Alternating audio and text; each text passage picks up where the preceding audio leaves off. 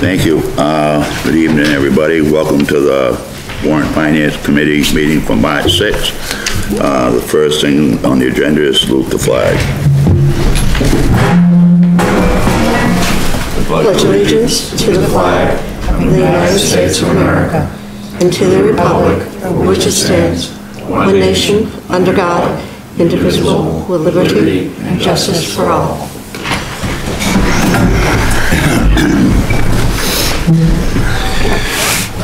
I'd like to have a motion to approve the agenda. I'll make a motion to approve the agenda. Thank you. All in favor? Do you want a second?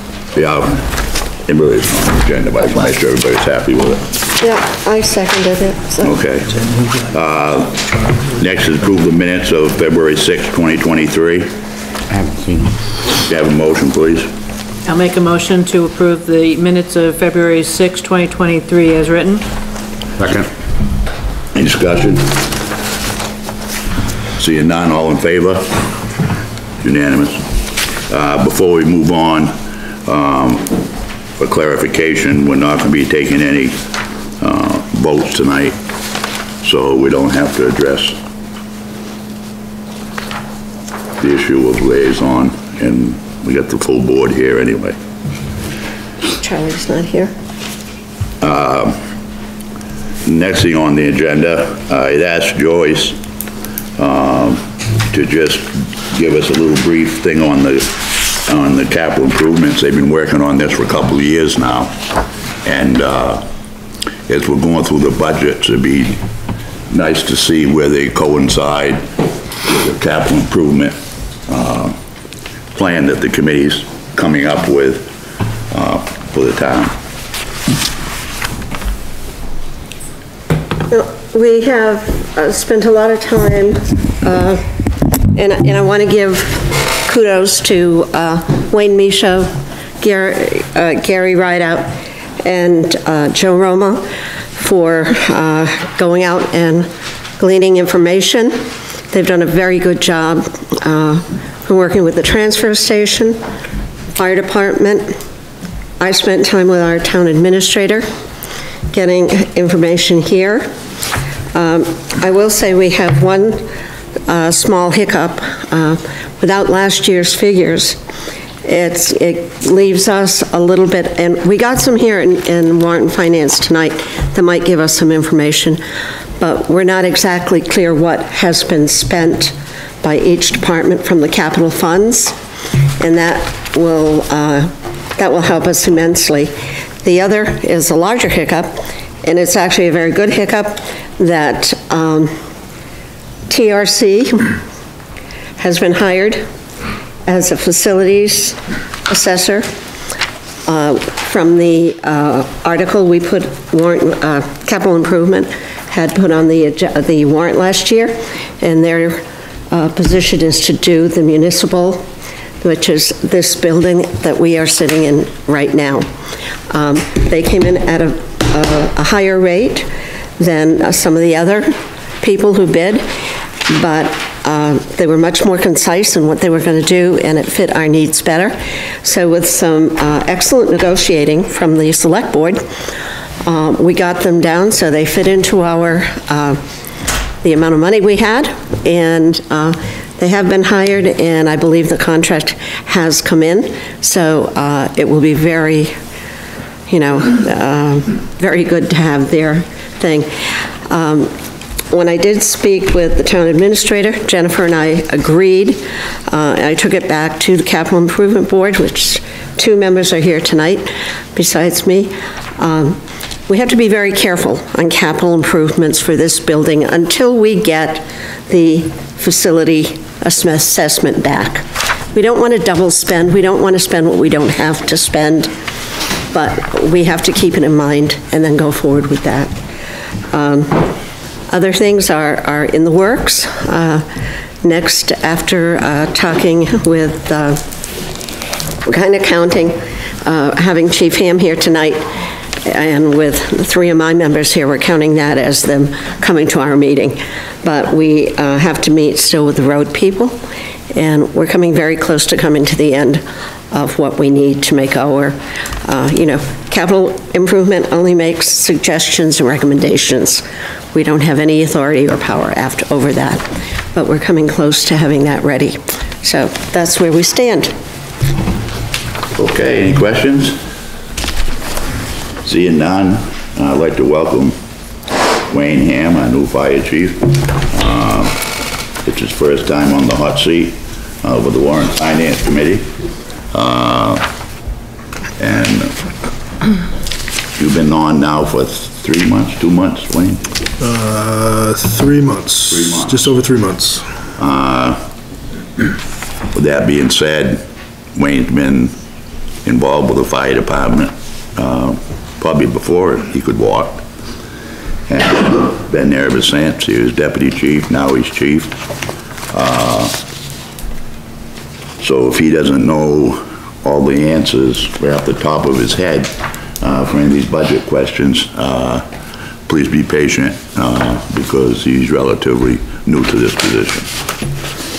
And being the fire chief is really different, as he can tell you already, from being the deputy chief. For sure.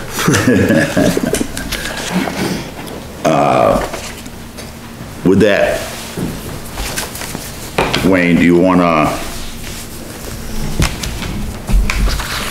just gloss through the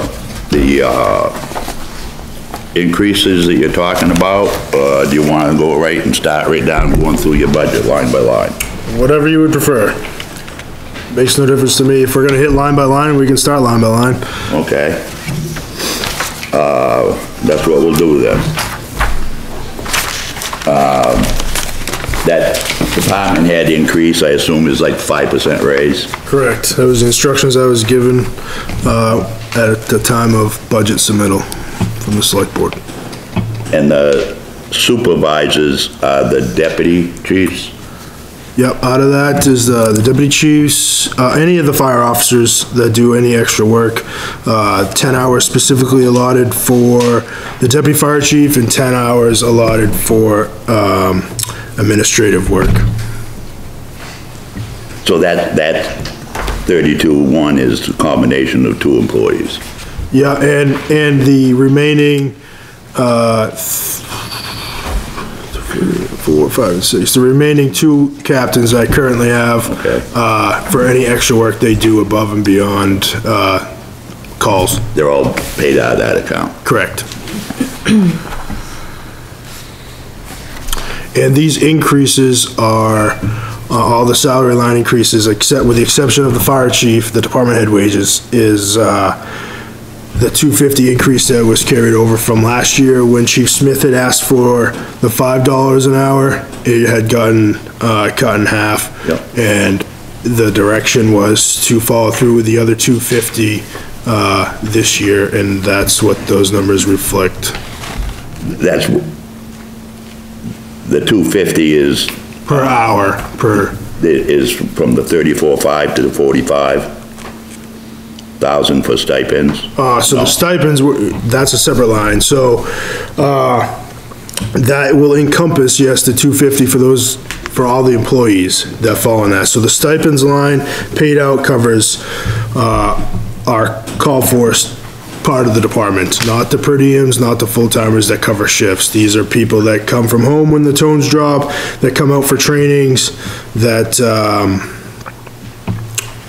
training in the calls. So that number is based on all the hours that everybody has put in for calls and trainings.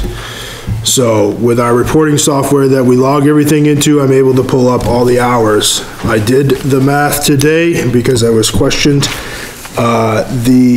Under last year's or the current rate of pay, the amount of hours that I had that the entire department had for hours from January 1st, 2022 to December 31st, 2022, because obviously I can't predict the rest of this year, totaled $43,452. Chief Smith, last year's budget submittal, as you can see in the paperwork that Jennifer had prepared for you, I believe he requested 40, that's not on here. He had requested 40 last year, it got cut down to 34.5 or whatever it is now. So, just simple math, I've come up with $43,452.25 for that year's time frame. Excuse me, Wayne, just a second.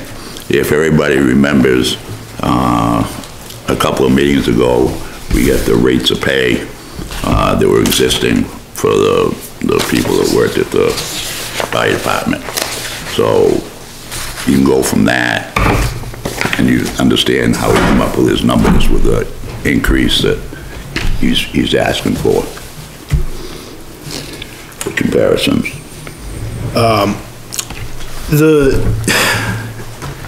The biggest unknown, obviously, this whole job is a whole unknown, right? I can't predict emergency calls, I can't predict how many people are gonna show up to set emergency calls, I can't predict how many people are gonna come up for trainings. So that is on hard data from that year's time frame that I used. So, sure, could that number be less? Could that number be more? Certainly could. We have a strong junior firefighter program right now that is 16 or 17 members strong right now. That's the most we've ever had.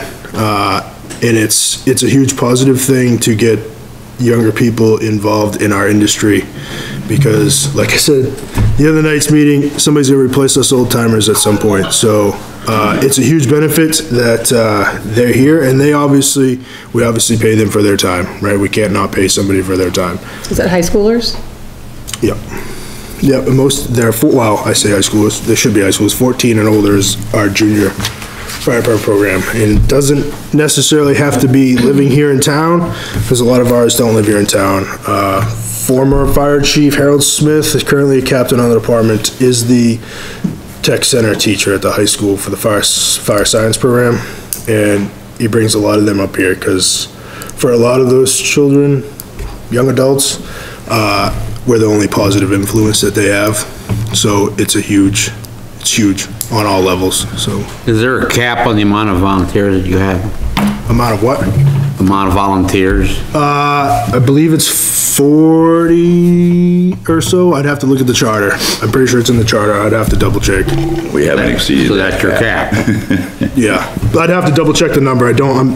That's just what I remember hearing from my years growing up in the department, but I'm not exactly sure. I'd have to get a better answer.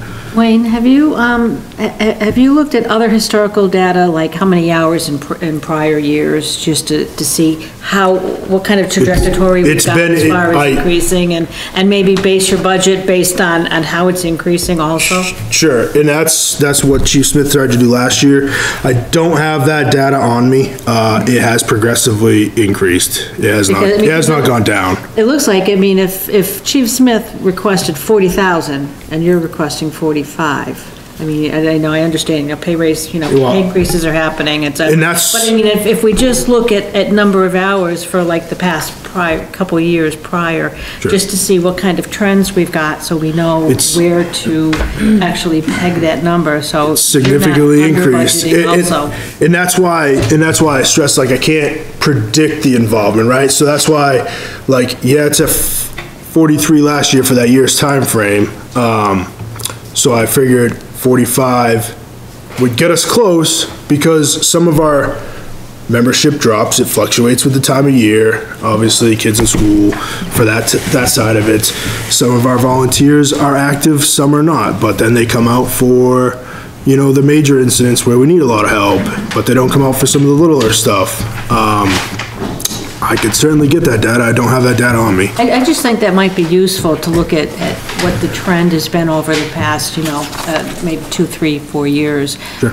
So you can try to more accurately pinpoint where you think your needs are going to be, because we know it's going to probably increase. If I had, yeah, exactly. And if by going through with the raises and we stay on track with what we're doing right now, we're going to be over the 45.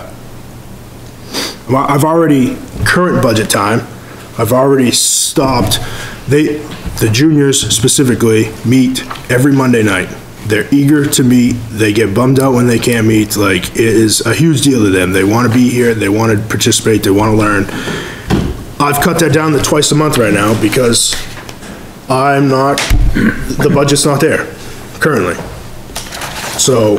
And that's why I think that, you know, as a town, we don't want to see that happen. That way, if we can adequately budget for this. And that's. But based on data that, you know, where we can better project. Sure.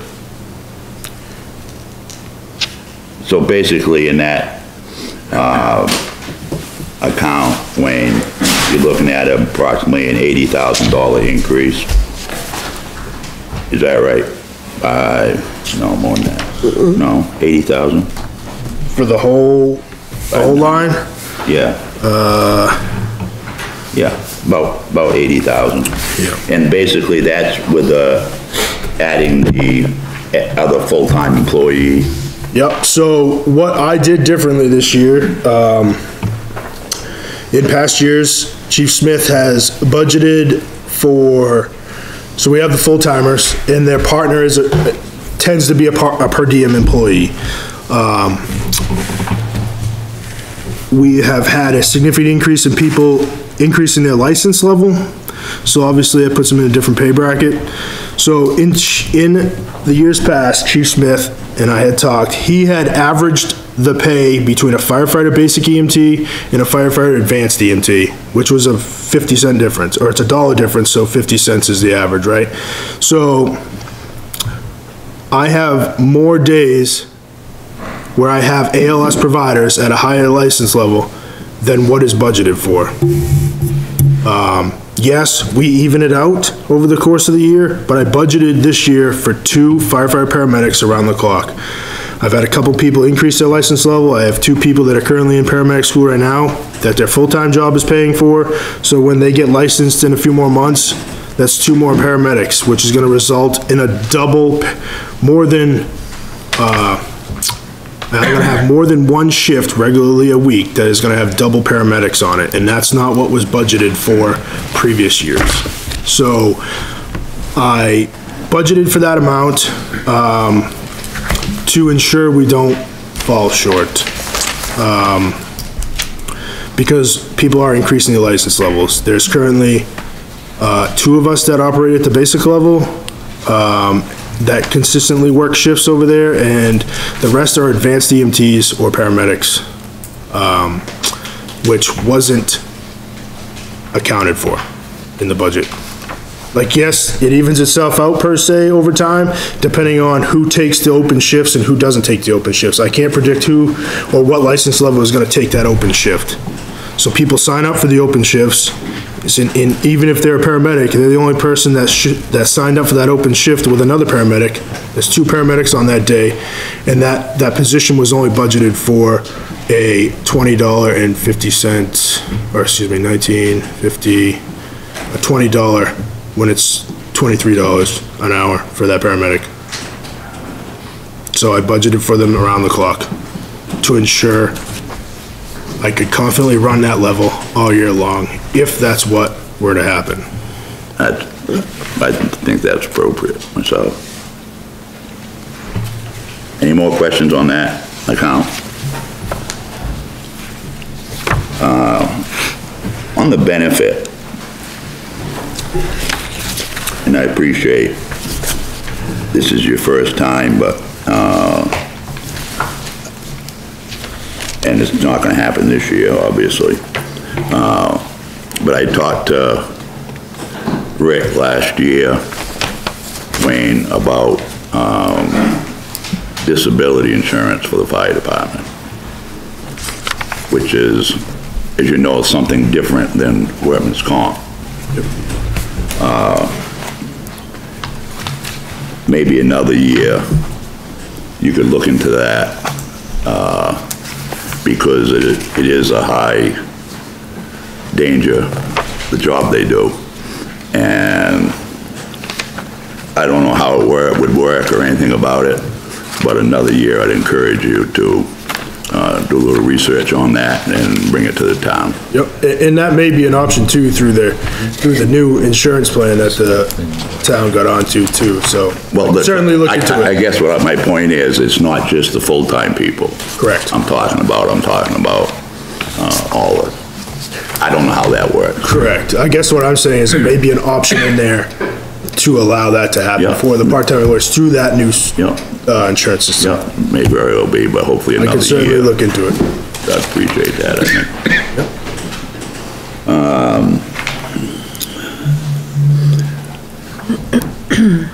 The supplies.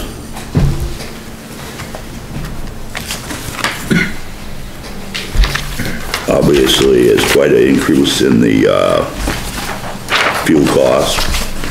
We know that. Give us a little on the fire equipment plan. Yep, certainly. So, as I discussed in the other night's meeting too, in 2017, I think, under Chief Johnson, the town purchased 20 sets of turnout gear. With that 20 sets of turnout gear, all of our equipment that we use to enter a burning building has a 10-year shelf life.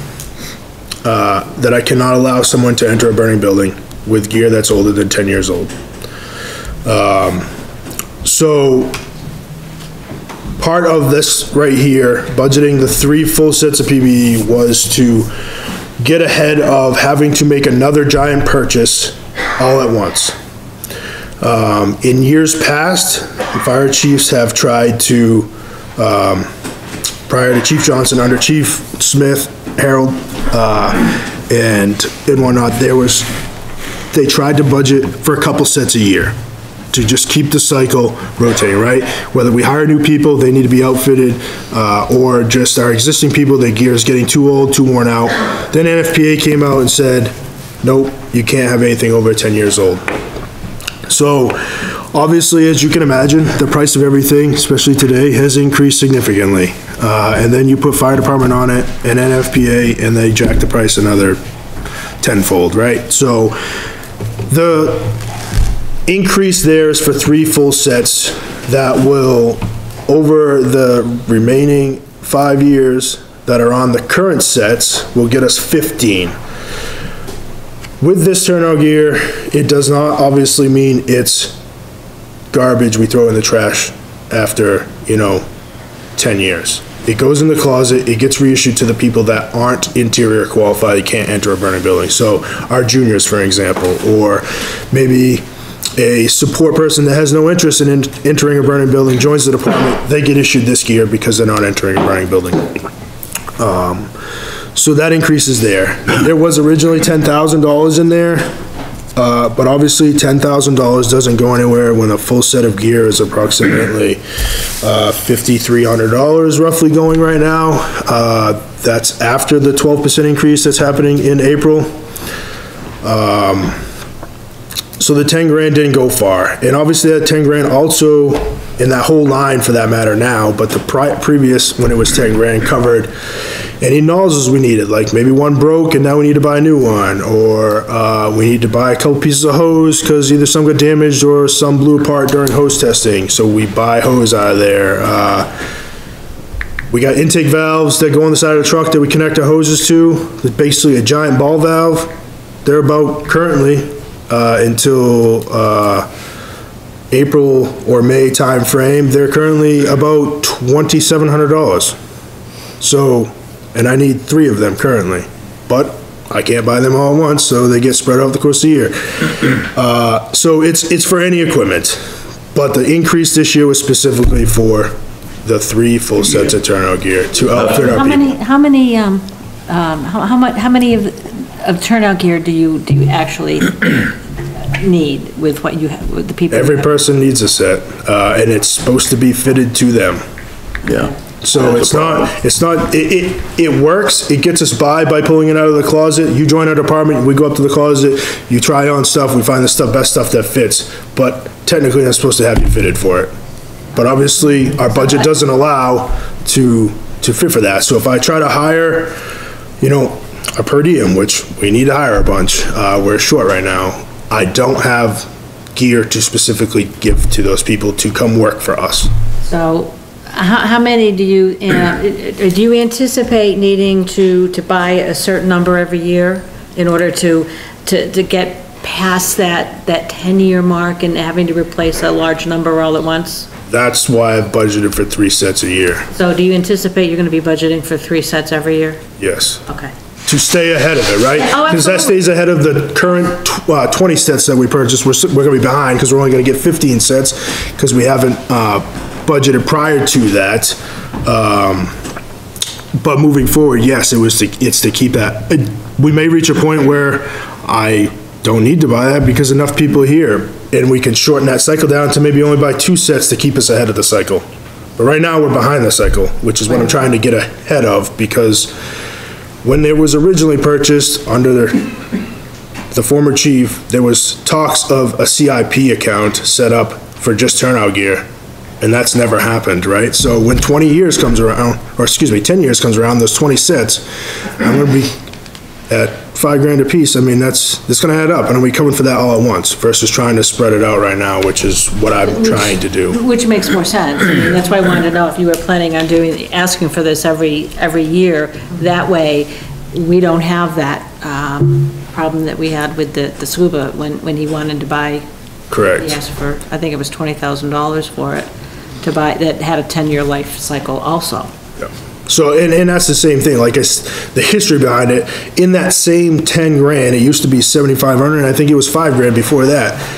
Price of turnout gear was significantly cheaper. There's always been a plan to try to buy a couple of sets a year, but it just hasn't happened on top of everything else that's needed to have to be purchased. So that's why I specifically added the 3 sets after talking with. Do you think maybe you should add just a separate line item just for that, just so you know, to make sure that money is allocated for that? So you have that? Wouldn't be opposed to that. I'm not gonna sit here and say how the lines need to be set up, I guess. My only concern with that would be, probably gonna shoot myself in the leg here, but if we reach a point where, hey, something happened, something broke, now I need to spend this money on the valve or something else, right? Now it's earmarked specifically for PPE, not just fire equipment, right? I've made it clear what my intention is to do with it, but if we got into a jam where something happened, now I'm kind of tied there, And when right? you need to buy 'Cause only 2 earmarked. PPEs instead of 3. So Yeah. and it may be a year where we could get by with only 2, so I could take that extra money and put it towards that item that broke or needed to be replaced or whatever. We're not stuck. That would be my only thought process, but that's not for me to Yeah, decide. because I don't think that the town has ever had a problem with giving you guys the things you need to do your job. Sure. I mean, I know I certainly want to see you have everything that you need to safely service the people here in town. I appreciate that. That's all I'm here to do. Make sure they have what they need. One concern I have, and I have very limited knowledge when it comes to this, and this is your turnout gear. I see the feds, whether it was the EPA, whoever it was, changed the regulation, Wayne, and was it PFAS? Yeah, They're outlawing that. yes. Is it 2 years? They're outlawing the companies that manufacture the stuff that you need. They can't use that anymore. Correct. Do you have any, who knows what the government's gonna do, but have you heard anything when they outlaw the manufacturing of using this material, that they're going to say to you, you can't use the pre-existing material anymore, you gotta buy all new? Correct. I have not heard anything along those lines. I would have to double check with our gear manufacturer to see if it even has it in our current spec. That may not be the case. Our stuff may not contain that chemical. Really? I'll have to double check. Yeah, okay. But, some manufacturers do and some manufacturers don't. Well, I hope not, because the cancer rate for firefighters that wear those uniforms is pretty high. Correct. That's why it's being on. outlawed. Yeah. That's what they're blaming it on anyway. Now, when you were talking about the equipment, and if by chance something broke, you didn't want to specify it to go to PPE. If something else broke, you didn't want to tie that particular line item down or anything. But I look further down and I see equipment repair also has a dollar amount.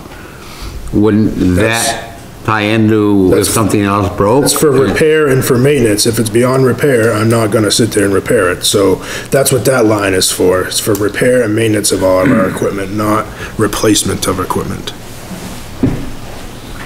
Well, if something broke on part of your machine, that would render that equipment non-usable, correct? So it doesn't fall under the same thing? You would be repairing a part of something to get it back to working condition? Yeah, depending on what the item is. If it's a pump, then like a fuel line on a pump, for example, sure, I'm gonna replace that, I'm gonna repair it. But obviously, that pump doesn't necessarily have a shelf life either. We're gonna keep that until maintenance exceeds its value of buying a new one. So I guess I don't link those two together.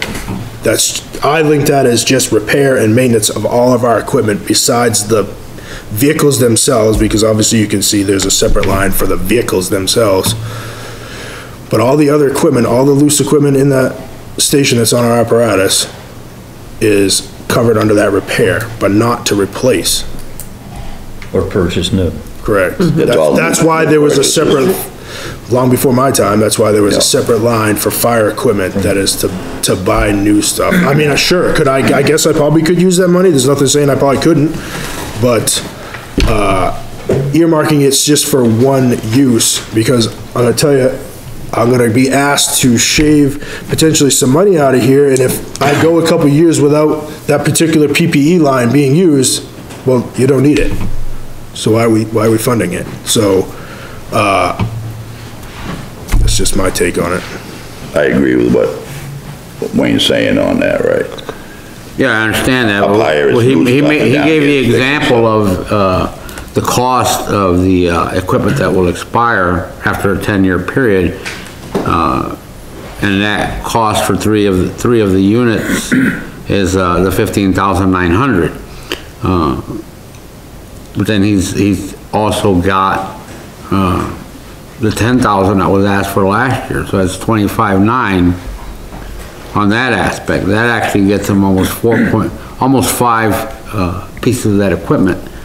But that line isn't just earmarked for the PPE. That's for all equipment. Right, I understand that. I understand that. I'm just going by, you know, what you're saying. You want to replace, you want to get 3 new ones, and that cost is the $15,900. But I'm looking at your proposed is $25,900, which keeps the other $10,000 that was asked for last year on. Correct, because for valves and stuff. For valves and other things. Ball valves. It's for all equipment. That's not, I'm adding the PPE portion to that to cover it, yes, which is the $15,900, but I still kept the $10,000 in there to buy all the rest of the equipment that we need throughout the year is in that. So like I just gave an example before we started, I got 3 of those ball valves at $2,700 a piece. How many of those ball valves am I buying? I can buy all 3 of them with the 10 grand, but that's gone. The 10 grand is gone. And you've got no hoses, no coupling, no anything. No PPE, nothing. There's no You other. can't repair them, so they're not coming from that line item. Right. Correct. They're not a repair. One thing I have to say is makes it a little bit harder, Wayne, for the Warrant and Finance Committee tonight. We were supposed to have had an expense summary sheet to go by with these different departments we're meeting with, like you, so we could see what you had left in these accounts. Jennifer printed that, should be the first page. Right. Spent as of February 23rd is what I spent, and available is the line to the right of that. Jennifer prepared that, sent it over to me earlier, because she said you guys requested that. I have it. It's right on the front page. It was the first page of the packet. Whatever I did with it. Yeah, Wayne, should you consider putting more than $10,000 in the equipment? Show me. I mean, considering the ball valves that you know you're gonna need. Yep. And Which one is it? whatever, I mean. So, what I'm tasked with is prioritizing, right? So I obviously know that realistically, I'm not gonna buy all 3 of those valves at once, because they're significant priced. But you don't need them at once, is it just a hit or miss type of thing, that just, they just? They go until they fail. Yeah. They go until they fail. I currently, am working towards upgrading the ones we have, because they don't do what the new ones do. Because they're 20+ years old, and we've inherited them from other departments along the way, and some of them we've bought brand new. So we're trying to get better operating equipment. So, yeah, I could sit here and say, yeah, I would love to have a lot more in there, but to be realistic, I think we've been making it work with the 10,000 for a lot of that loose equipment, and I think I can still maintain that right now until prices astronomically go up more than they already have, which is why I left that 10 grand there on top of the PPE. No, I can appreciate that, yeah, that's good. Thank you for pointing that out, Wayne. I didn't see that we had it for the fire department.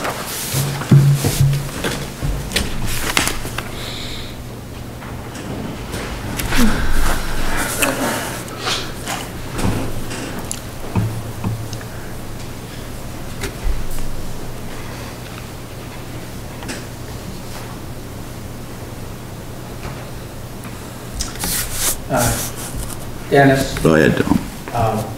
there are 2 columns here that are mislabeled. The 4th column, which says proposed 22-23. Yeah. That should say 23-24. Okay, yeah. And the next column should be increase 23-24.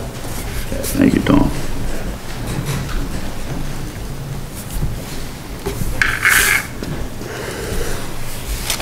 That means the last one that says percent increase should also be 23, 24. Correct. Yes, it should. Thank you. Yeah.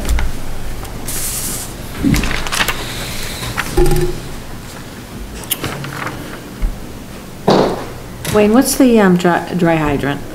So the dry hydrant is a pipe that comes out of the ground, like next to a static water source. Like there's one down here at the tennis courts that's currently out of service. I know what you're gonna ask me. So it's for all of those. If you had a pond on your property and it was easily accessible to us with a fire truck, and you wanted us to put a dry hydrant there to help out your surrounding neighborhood and your house, that's where that money comes out to hire the excavator, to dig it out, to pump the lake down, or the pond down, because this pipe's gotta get buried in the ground, pays for the pipe and the material.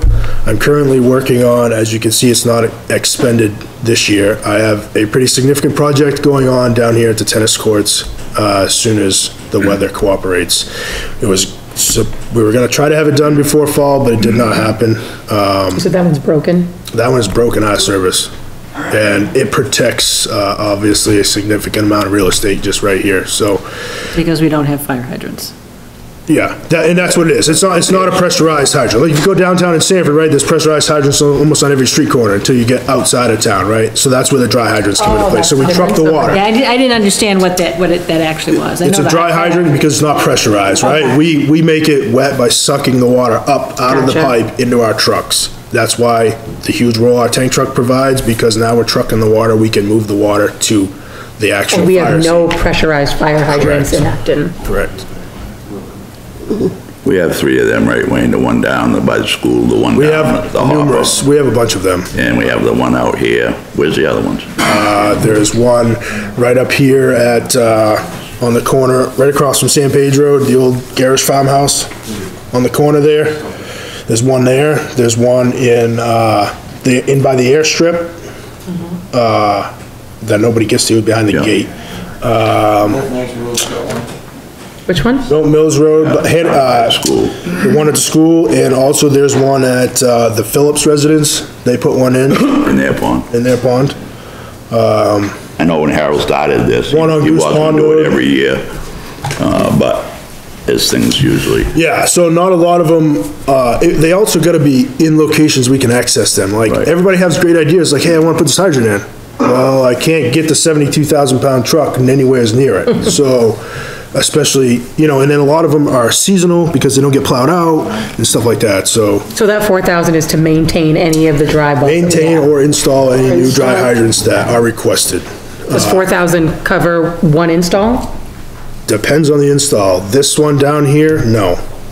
It's taken two, just the piping alone that we've transitioned to for this particular project down here was just under $4,000. And this pipe is a fused together piece, like it's almost indestructible.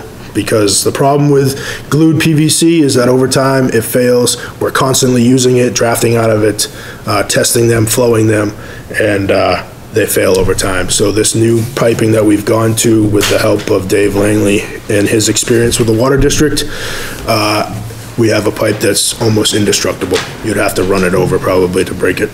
What's the material?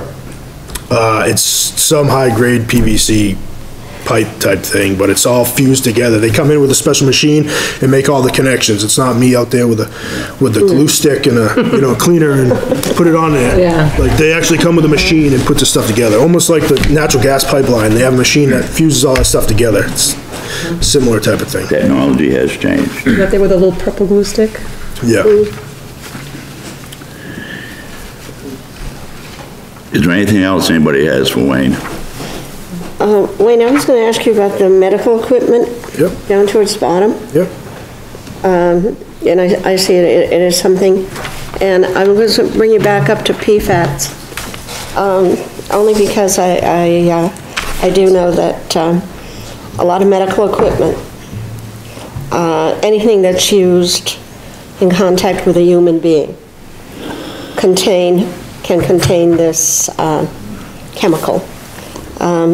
And I just will say, my husband is a compliance engineer for one of the largest medical supply companies worldwide.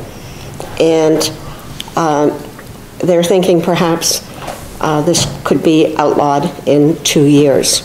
Now, one of the big thing is a good reputable company is not going to sell you something today that they know is going to be no good in 2 years and tell you it's got a 10-year lifespan. Yep. Because it isn't. But is that something that just sort of you can be aware of, so that if all of a sudden your bus needs $4,000 worth of, you know, it can be anything from a simple pressure bandage to an IV, to say you have to, one of your advanced paramedic says, hey, we got to go in, you know, and they're going down their throats.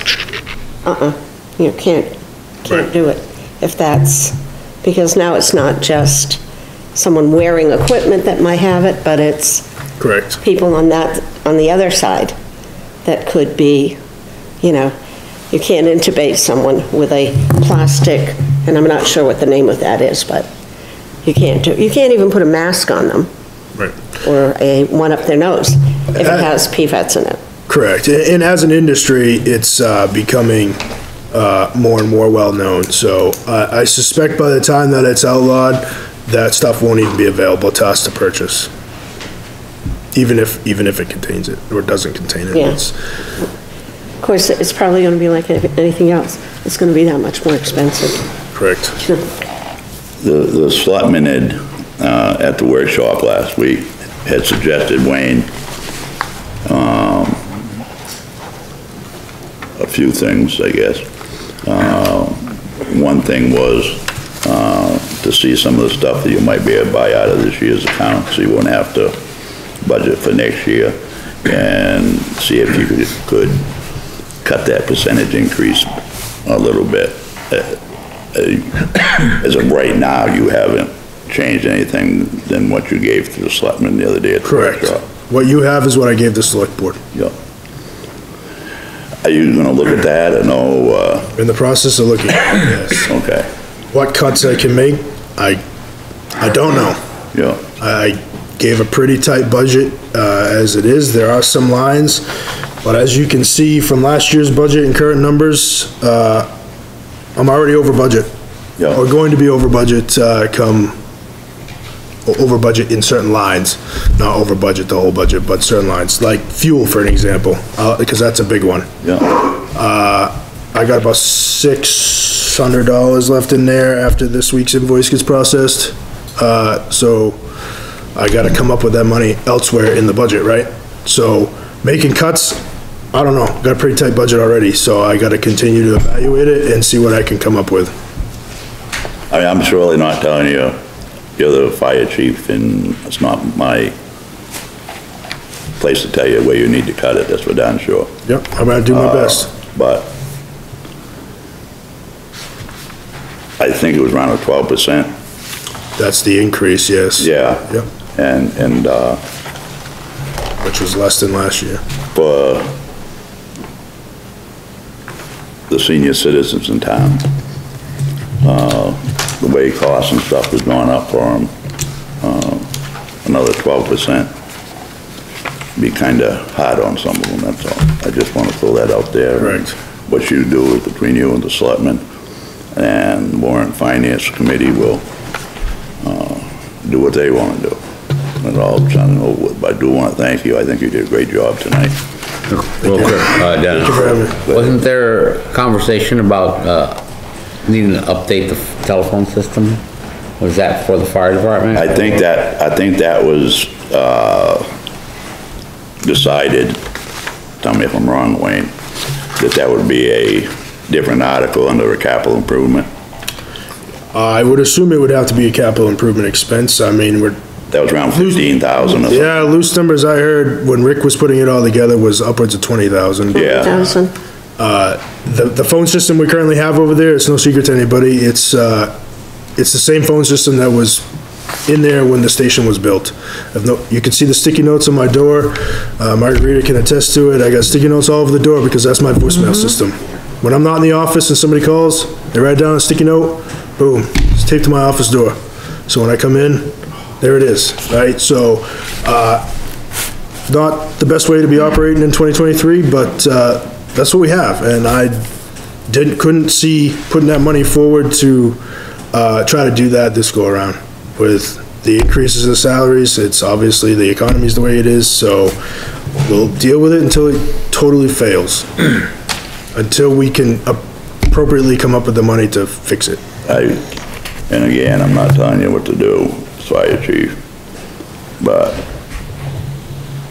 it would be nice if you would consider, working with the selectmen. Quite often, when there's something out of the norm on your budget, we do a separate warrant article for it. And it's my personal feelings. The fact of dealing with it, when we lose everything, could very easily mean the detriment to everything you're working towards.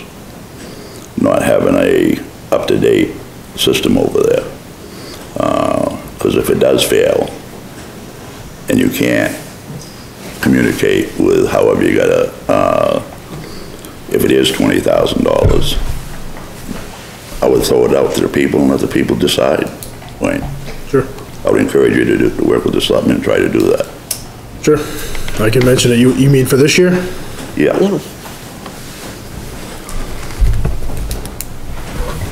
And we still have plenty of time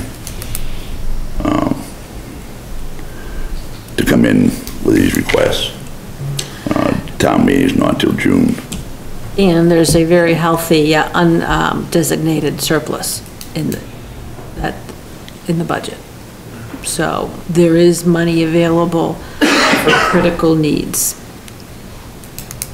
Okay, I'll talk to the board. I agree with Dennis. I would, something like that. What's it, I would communications critical recommend it need? be done on a separate article.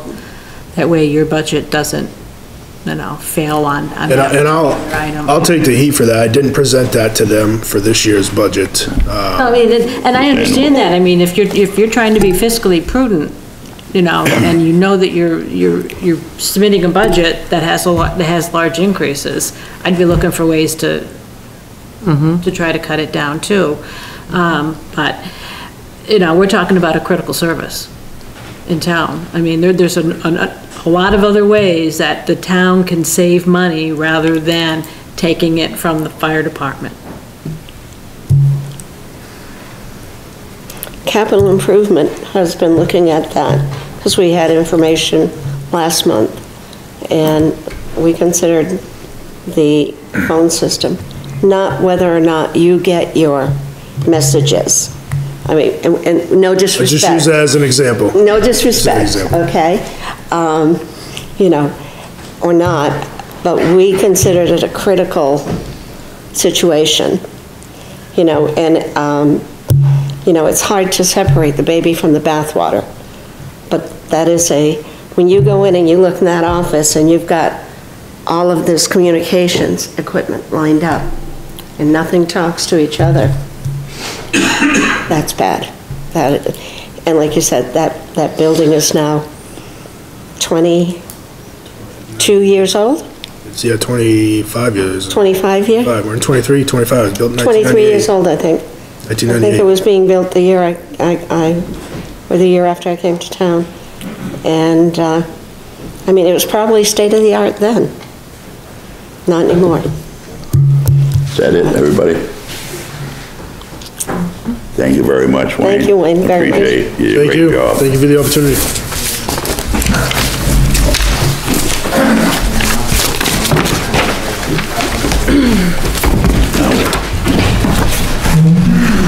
We don't have that same paperwork for the roads. Wait a minute, let's just double check. There we go. Here. Leslie says we sure are. It's right in the very top of the road stuff. Mine was, So they did Arnie's little piece. we got this, and what is this? Okay, here's an increase, here's this.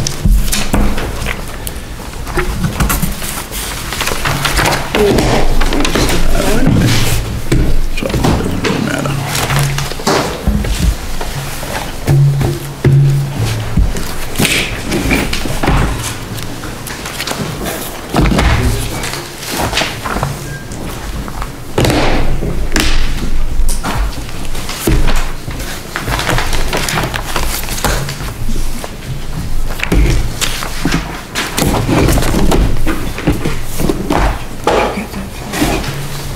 This? Yeah. Warrant statements. My stuff, I guess, first.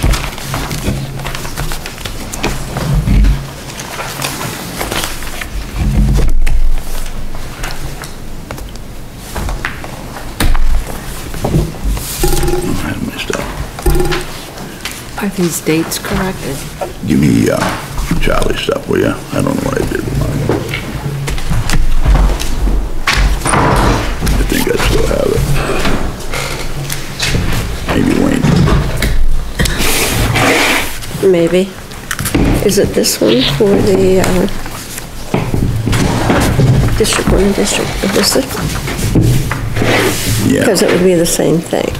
yeah, doesn't say what district it is, does It does, D1, D2, Okay. but I don't know how complete it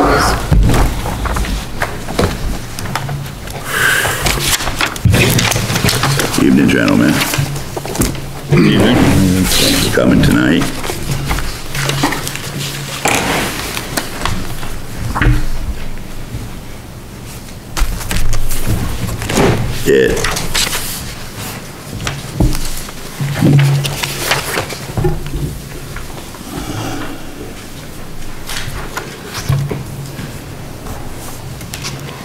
It looks like in your budget that there is a 13.5% increase in your budget request for this year.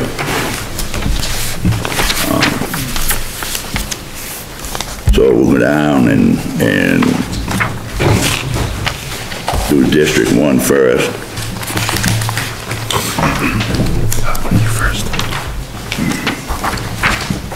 I'm sorry.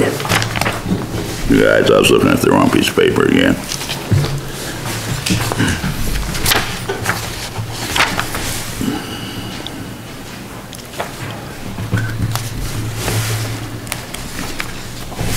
You have a 17% increase in your summer maintenance.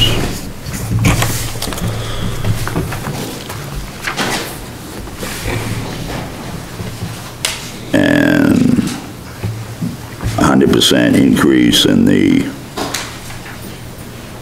special project.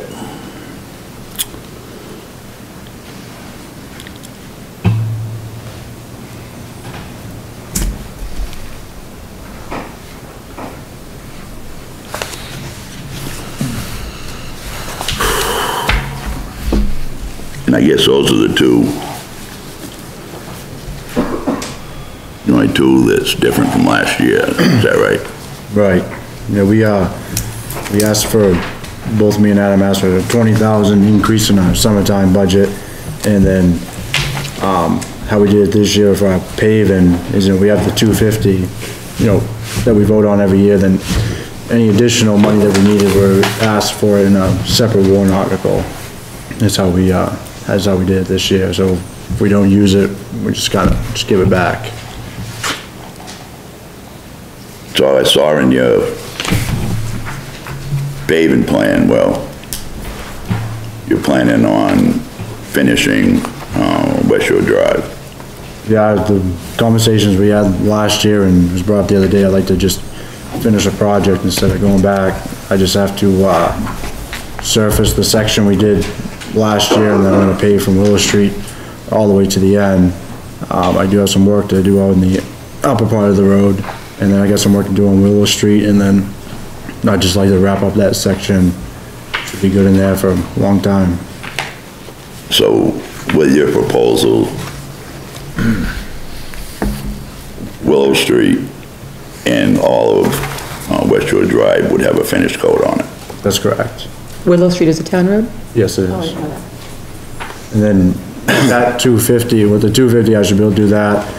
And then I really have to do something with Hawk Road. I mean, I know it's a small little road, but there's not much left to it, so I have to do something in there. So I just thought I could combine a couple small things this year, because I've kind of done a lot of bigger projects the last couple of years. So I kind of owed it to the people of Hawk Road to do something this year, so it's...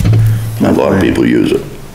Right, and then you see on my plan, I plan to go out on the H Road and do this first section from 109 up to the campground is my plan to do this year. And then next year I'm gonna have a plan to go up by the dump, and I'm gonna try to go as far as I can next year, so. What's that, resurfacing? Cause that got a new tar, right? What's that? H Road? Oh, yeah, I did the section from the campground up to the, just before the hill by the dump, but I'm not gonna touch that section for right now. So before that didn't get new? No, that was like my worst section, thinking of it now, I probably should've started from out here, but section was pretty bad at the time, and, it's only got 10-foot travel lanes in it right now, but, at the time I did it, we didn't have all the gravel pits we have now. We theoretically only had 2 of them, but now with the increase in the traffic we have, there's a bigger demand for, 12-foot travel lanes, just the room and whatnot, so, yeah, it kinda sucks, but, it is what it is. Fortunately, that section is pretty straight, and the shoulders are pretty good, so people can, get off if they need to, so. Are you planning to grind from 109 to the campground? Yeah, that's my plan. You're gonna grind it? Yeah, because we're gonna put 12-foot travel lanes in. That's what I've kinda heard from everybody, and I think that'd be fair for people, the room, all the, people I've talked to face to face, or any of the public hearings we've had, that's kind of the feeling I'm getting from people, so. And I don't think we're gonna get rid of the gravel pits anytime soon, so if we're gonna do it, might as well do it right. So that's my thought. So that would be 24 feet of pavement, Right, then a 2-foot shoulder, that's correct. and then your ditch.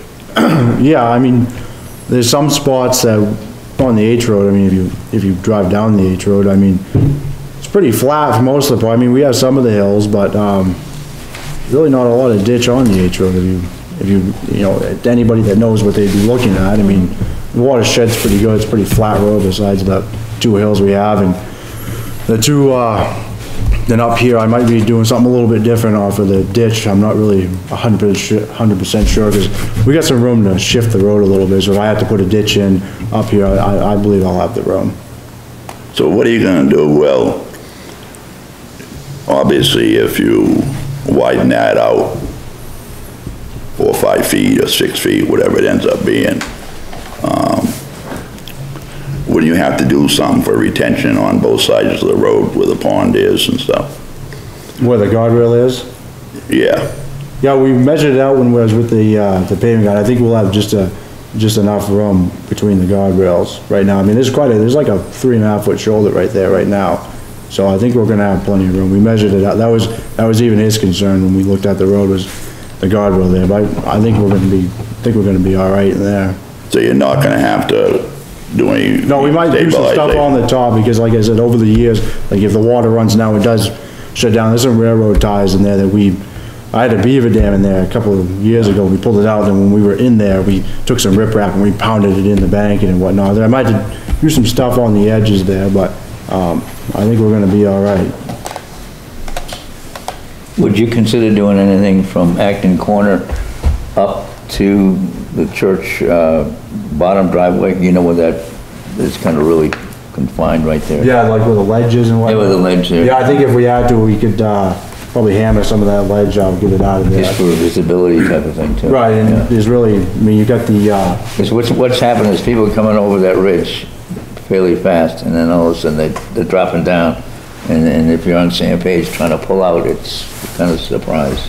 you mean, like headed Yeah, you can't really, Right, yeah. you need more room, visibility on both sides there. Yeah, well, I mean, you kinda got the house there, there's some like shrubs there, we try to keep them cut back as much as we can, but, yeah.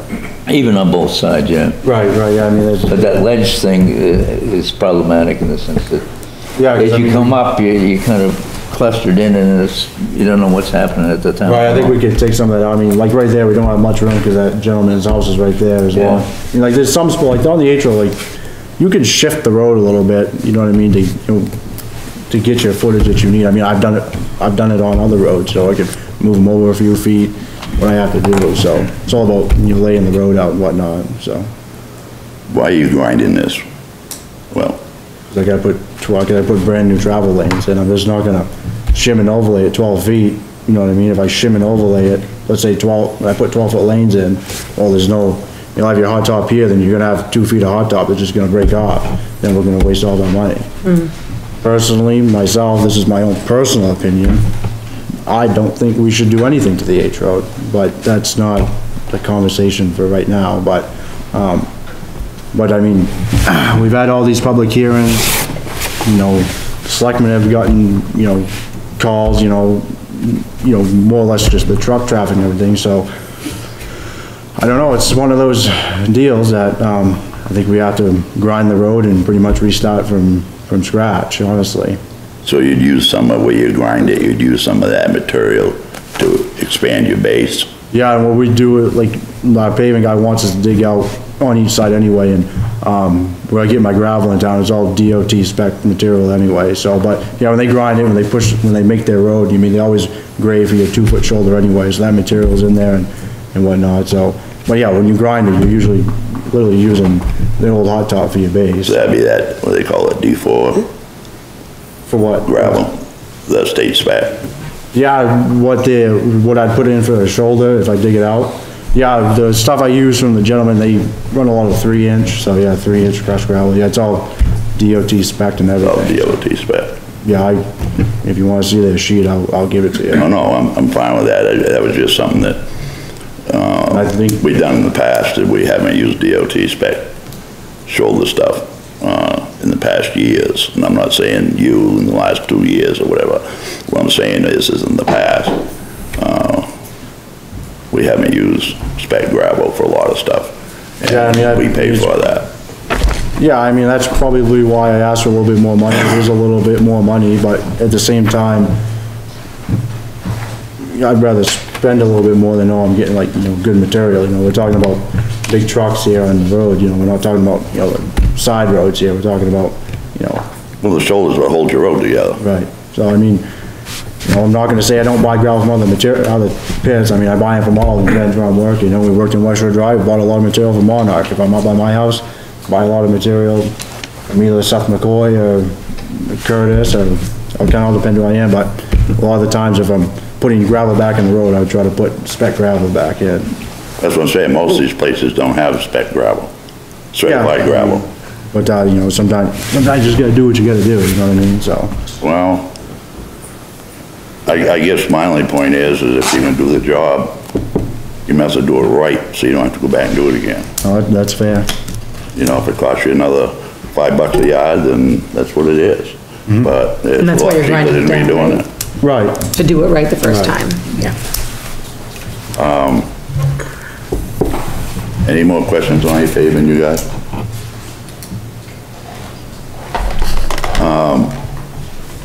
That $20,000 increase in your summer budget, that's quite a jump. Yeah, I put the 20 in there. I mean, I put it in there asking for it. I mean, if I don't get it, I don't get it, but I just put it in there. I mean, I went over a lot of my materials last year and things did go up, so just to kind of cushion that, I asked for another 20,000.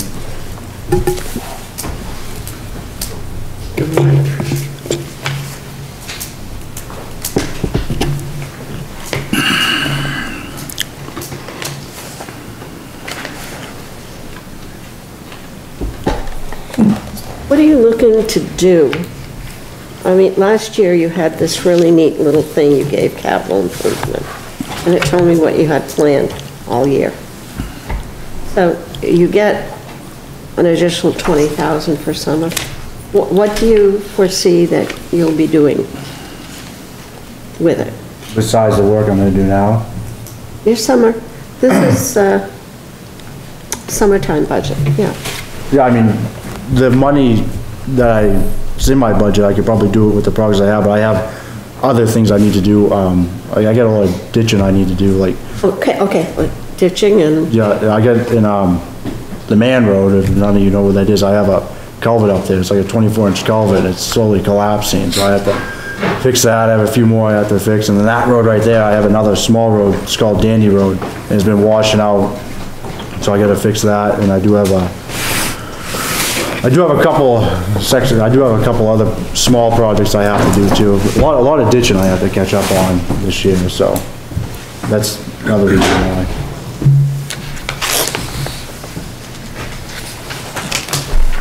I guess what I'd like to see, well, under the summer maintenance is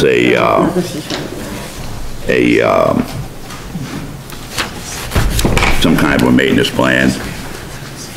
So like, pretty much like a 5-year plan, probably? It doesn't even have to be a 5-year plan, be what you plan on doing for this, this coming year. All right, no, that's fine. You know what I mean? Yeah. I mean, you're asking for another $20,000 in that account, and I guess what it's explaining is why and what are we gonna do, honestly, for the whole $117,000. Right, no, I can give you that, that's not.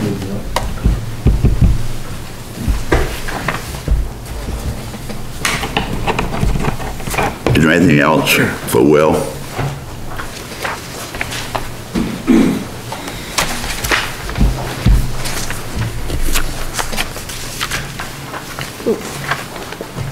This would be the two of them, right? What's that? This is the two of them. Lockstep with each other each year. They each charge, correct? Yeah, we'll get to that one there, Okay, after we get done all right. with Adam's budget.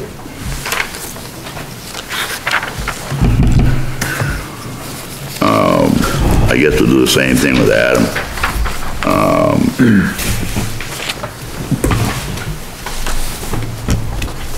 He laid out what he wants to do with his paving. Now, this first part of that request, Adam, is for a special, special warrant article, right? Correct. And the second part is what you want to do with The servicing in my most of my summer budget, majority of my summer budget. For your paving. Paving and maintenance.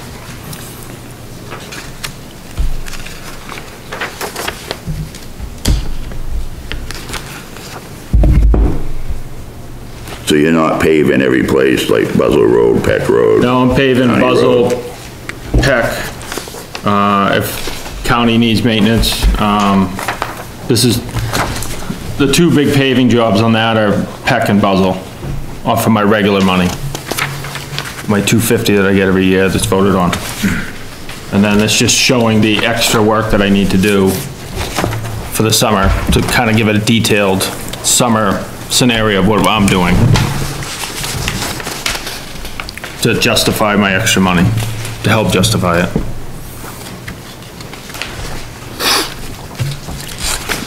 Now on Buzzell, are you starting at 109, where are you starting? Right at the Red Schoolhouse. At the Red Schoolhouse? And you're gonna go all up to the split or beyond the split? Right up to Mary, up to Langley Shores, where I paved a few years ago. What about to the right on the split? It'll be that whole intersection's getting paved. Beyond that, going down a little bit there? That's not ours, that's a private road.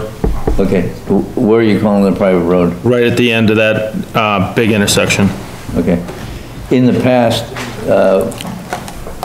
it was assumed that the town road, went to the bottom of that little dip. Yeah, we haven't plowed it. I know my well hasn't plowed past that. It's been privately maintained for quite a few years. So you don't maintain it at all? Or? Nope. No, the town refused to do it anymore, Joe. Didn't we? Yes, we did it for 30 years, 40 years.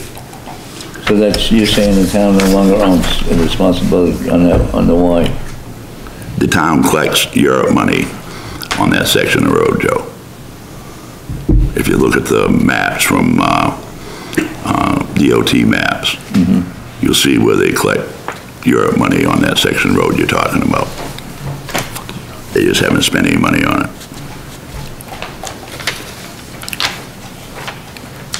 So from the curve where you paved before, you're gonna be repaving that also? Everything's gonna have fresh hot top on it. So when reclaiming, is that in reference to you're gonna grind it? Yeah.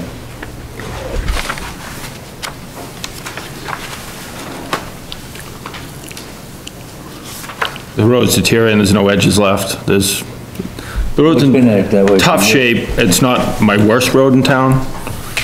Heck, it's probably my worst road. But Buzzell Road has a whole lot more traffic on it. But I took probably 25, 30 feet of peck up with my plow this year, and I just hit it again because I had to push back the banks and it got worse. I thought I was gonna rip my plow off. I can only put a small truck on that road.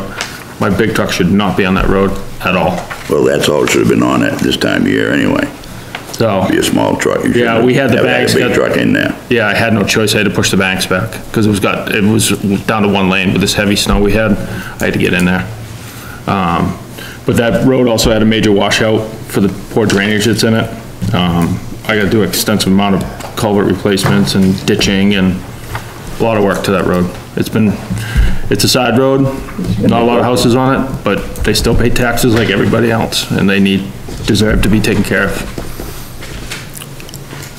So, French Street's, I got another road that's got a big hole in it now.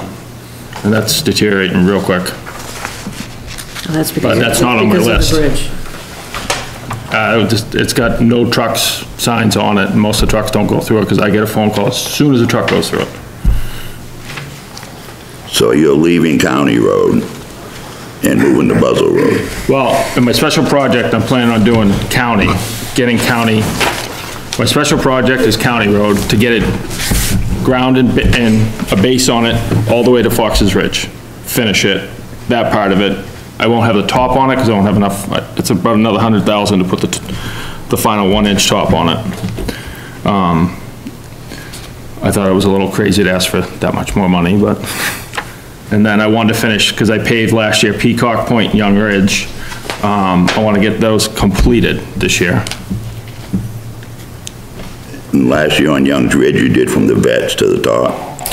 We did not start the vets because that section was in pretty good shape. We didn't need to grind that. We're gonna service over that when we do the final paving.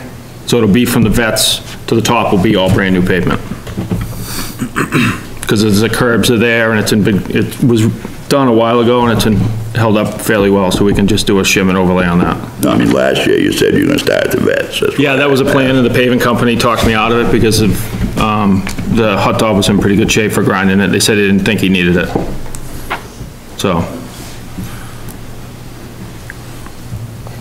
it will have fresh hot top this year from the vets to the top of the hill. It's just a small section where the curbs are right there. And we did the intersection in front of the schoolhouse so we can marry up to the fresh hot top when we grind Buzzell Road.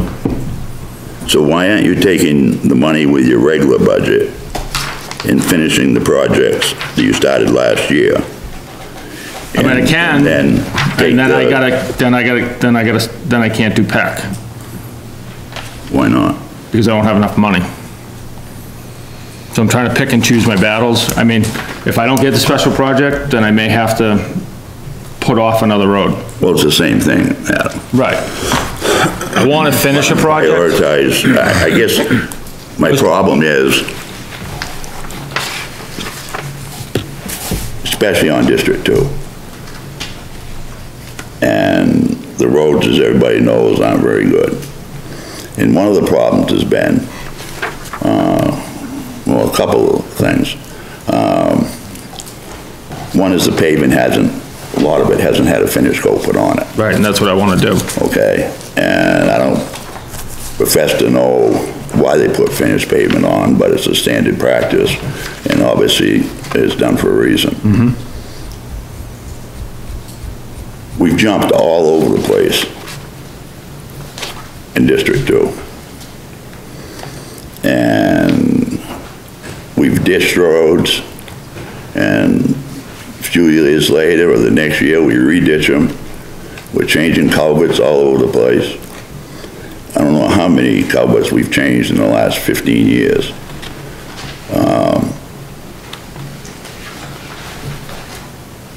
Just my opinion is somebody that's paying the bills. It's just like I just said to Will. You use spec gravel for the project, and you finish the project. And jumping around from here to there doesn't make any sense. It just doesn't make any sense to start another project before you finish the last one. And that's my opinion on the whole thing. But I'm just one person. What kind of shape is Peck Road, Peacock Road and Point Road in? They're all new hot top. Fairly new. They're all reclaimed and based in the fall. Yeah. Oh, you did that, yeah. Yes. We didn't do the circle. We're gonna overlay that when they do the final. The circle will be down on Point. And you didn't need shoulder work on that stuff yet? Nope. Snow came, we didn't have a chance. But they got done right before it started to snow, pretty much. It was they had some employee issues over at Carroll. They seem to have gotten it all straightened out, and the guy, Charlie, came through and last minute pulled their company out of Mass to come up and get our hot top done. We almost thought we weren't gonna get any done this year, well, last year. Do you use spec gravel on your shoulders? I do. It's all spec? From what I've been told. Well, there's quite a difference between what you're told. They can give you a... Right. The sheet. Paper saying that. Yep. That's where we're spending more money. Yeah. It's like riprap. I go to Carroll to get the riprap. Yeah, I mean... That's the only place to get it, because that's stuff... You're really spending more money in the end. No, because it stays where it's supposed to be. I mean, you get heavy rain, no matter what, you're gonna lose something, but...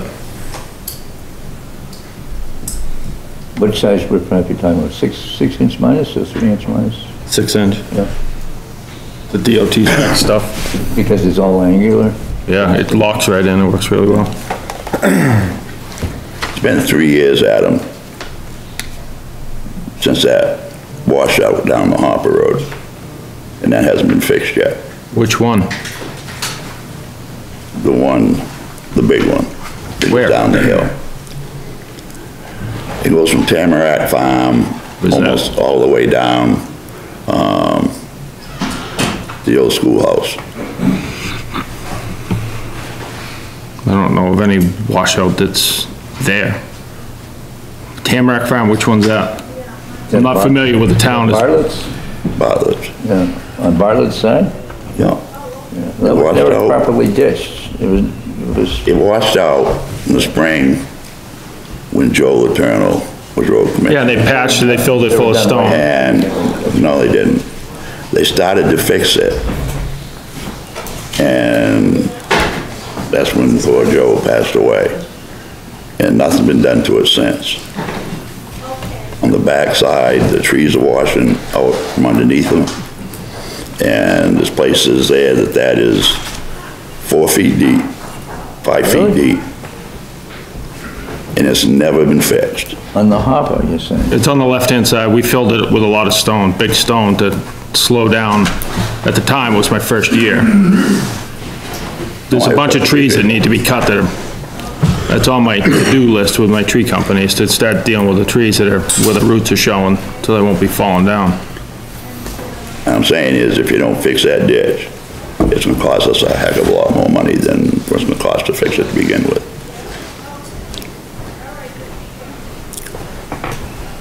And I'll ask the same thing of you, like I asked of Will, to give us some kind of a plan for summer maintenance. My plan, my summer maintenance, it's on there. The work that I was planning on doing adds up to about $84,500.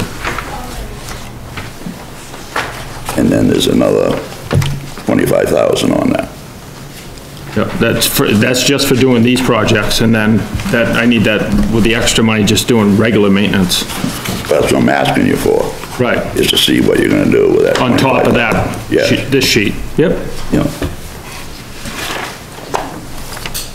I mean, brush cutting hasn't been done on the roads down there for We did around the bridge. very little of it. Yeah, we did around the bridge and all that, but that's about as far as we've gotten. We did around the guardrail up here in Sanborn Road and, No, I appreciate that, Yeah. but there's a lot of roads that hasn't been any done on it. yep. And Mowing didn't get finished quite a this few year. years. Yep. Anybody else have anything for Adam? I do.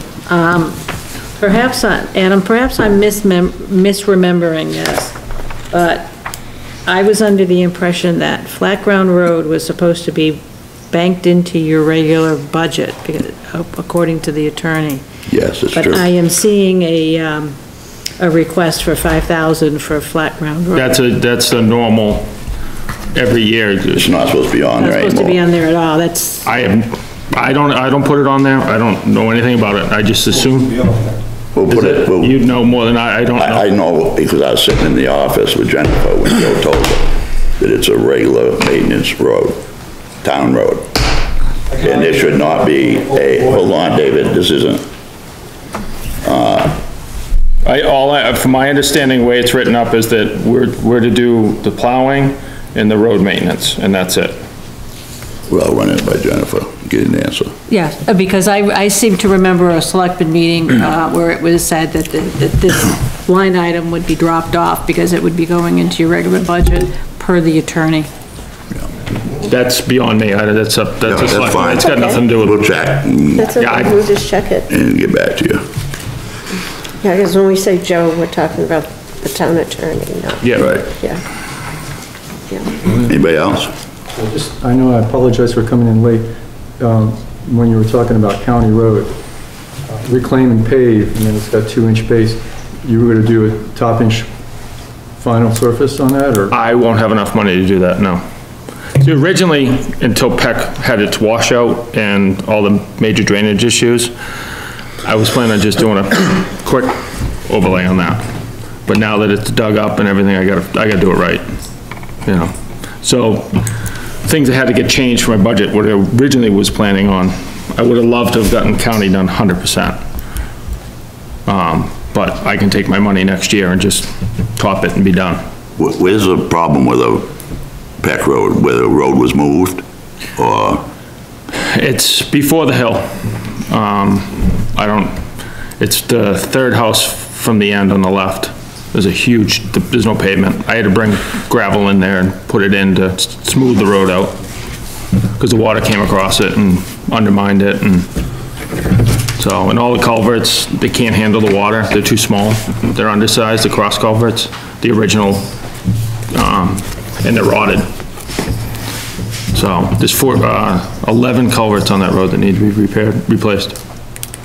And those are gonna be replaced with something larger, or? Yes, all the cross ones are going upsize. They're 15 inch, I wanna put 24, because there's plenty of room to do it, and that'll relieve any.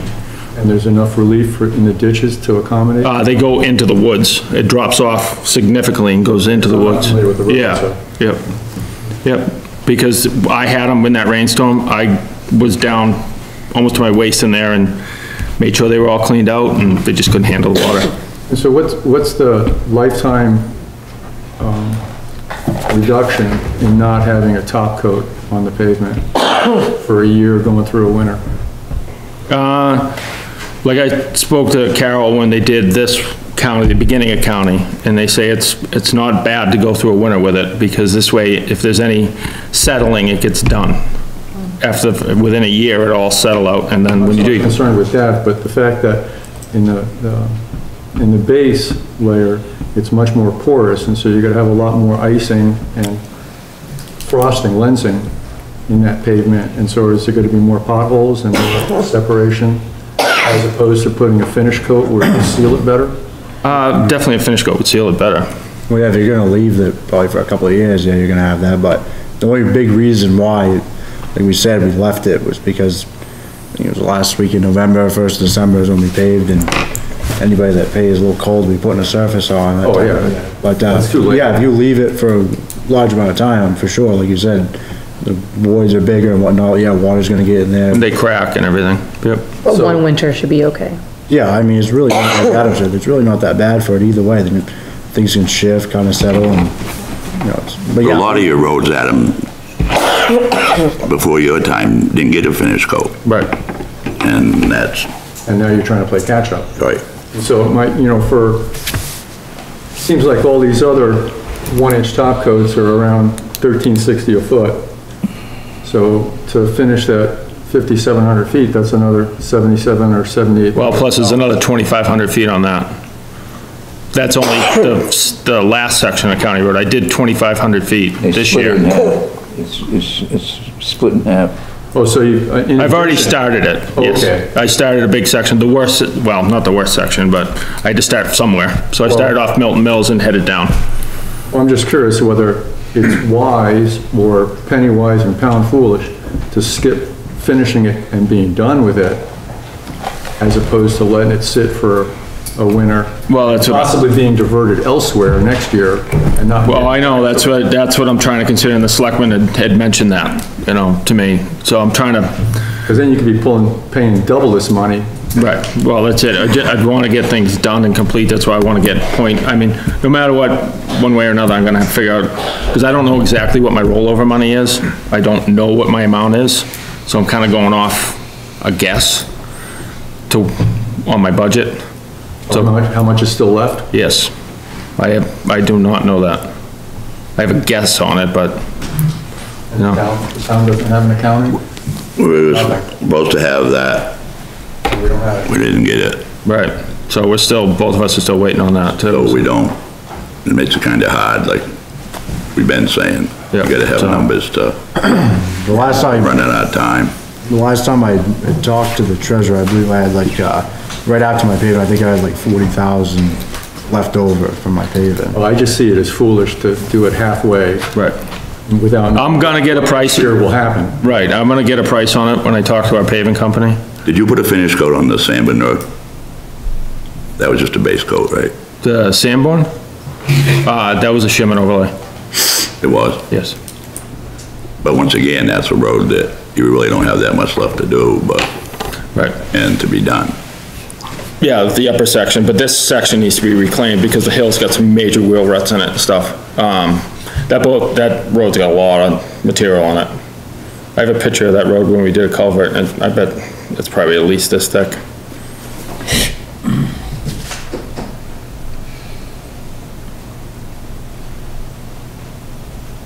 That's all I had, thanks. Anything else for Adam, guys? Not, we'll move on to, the rates.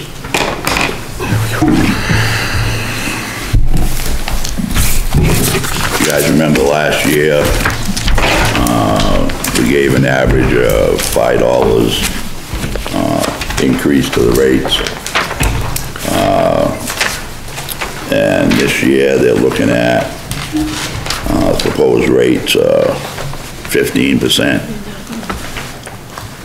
average increase over last year. And the reasoning behind this is, right now, the way fuel is, if you look, I don't know if it's on there or not, but fuel over $4.30 a gallon, $4.36 a gallon, we get $2 more an hour on our rates, and as anybody knows, all the last winter and this winter, we've been getting a fuel surcharge, and it can be kind of extensive at times, so we kind of thought. So every 25 cents, we get another $2 an hour for fuel. So to kind of offset that, so we're not paying fuel surcharges every week, because that's pretty much what we're doing. We're gonna raise the rates, so we put in what we thought we should do, and then we had a budget meeting with the selectmen the other day, and they want me and Adam to go back and see if we can compare some different numbers of state rate, some other towns. So that was Thursday. We've had some weather. We haven't been able to get together, but our plan is to get together and go over the rates before we talk anymore about them, is our plan. That's what the selectmen advised us to do. So that's what we'd like to do before we kind of go around and around for no reason.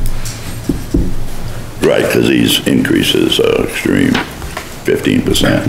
I mean, that's... And that would bring, if we did this, and our thought was, and then the fuel surcharge would go up to $6. But see, when that fuel thing was put in,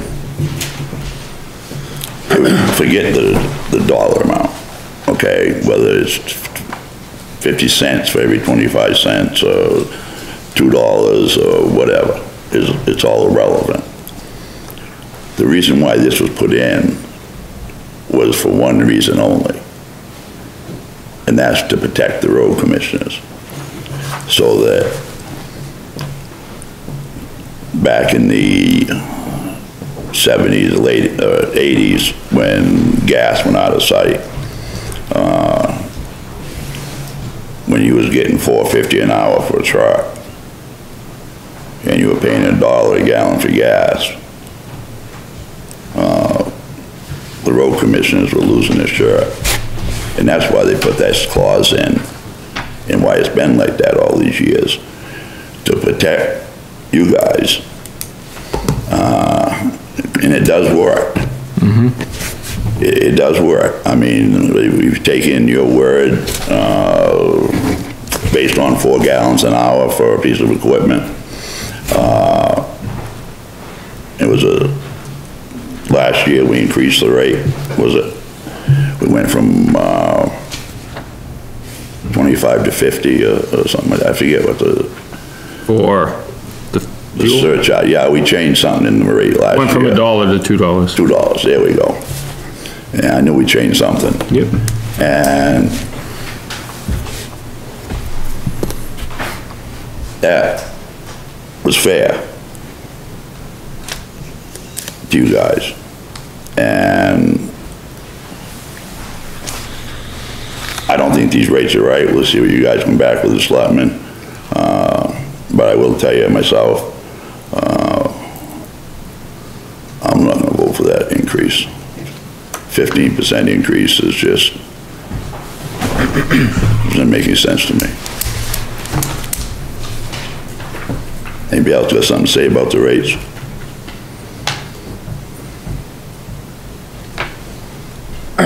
No, like I said, we haven't had a minute to go back and really look at them, you know, I was busy the last couple of days, so, but our plan is, we both leave for a trip right next week, so we'd like to, think we're gonna do it right off, so. Sure, that's fine. I just wanted to give you my opinion. Yep, oh, absolutely. The other thing that, I want to talk a little bit about is down to the tractor shed. I see in your budget, let me, trying to find the numbers. There's a lot, I think $11,000 you put in for repairs and maintenance down there. What's that for? That's just a yearly thing that goes in there. We don't touch that number. We've never put that number in. Right, but the reason why the number was put in there was for a new roof. Yeah. That's why it was increased, and you guys put the new roof on. Yeah, we got the new roof on. So why do you need the number to be remain $11,000? Like to get electricity into that back building. Would be the next step, because it was shut off, well, when they put the new building in, but also with the roof leaking. Yeah, but that wouldn't be, no $11,000, I mean. No, but also maintenance on that building. I'm planning on spending some time down that salt shed. I gotta get it, we're getting low on sand. We have plenty for the year, but we wanna get it completely cleaned out. I gotta spend some time. I wanna paint all those yellow steel pylons, protection pylons. I wanna wash the building out. We gotta spend some time down there, just doing regular maintenance. You know, it's a salt shed. You don't want it to rot away. I wanna get it washed down. I wanna get it cleaned up in there and just back to what it needs to be. And ground maintenance, I mean, we got some trees down there that need to come down. We got piles of dirt that get dumped down there from us that need to be put up and stacked, and What are you guys gonna do with that dirt? we're still trying to figure that out. We try and find people that want the dirt when we have excess dirt, so it doesn't go down there. We got, the trees are gone, we had all that ground and taken care of last year, so we're not bringing any brush or anything down there. When we get brush, it goes up to the transfer station. So it's just one place, one cost.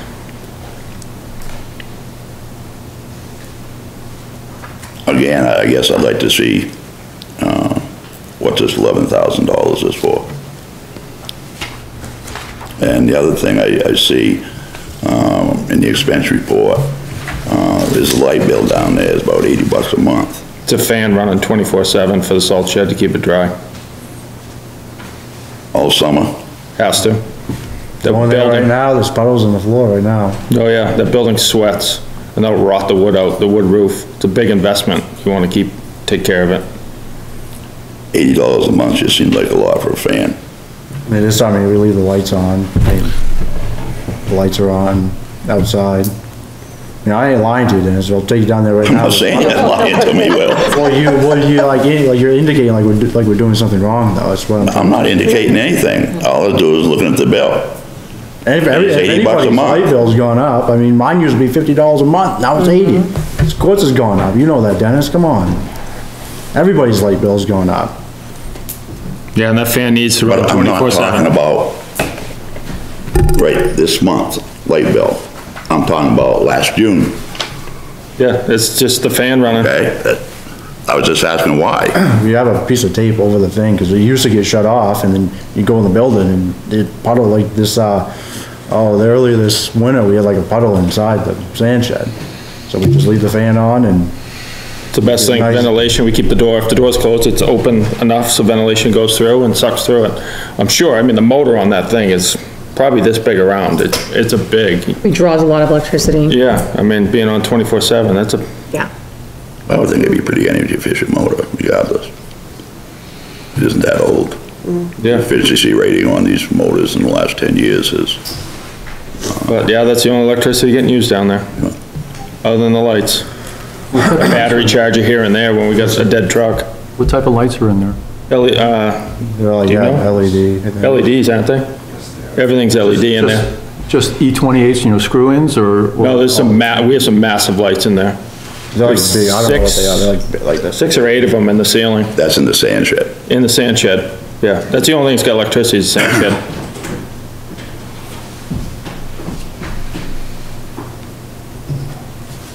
maybe every once in a while, like, I had dead battery on my loader a couple of times, I'd have to charge it, but that charger's not gonna. Yeah, that's it.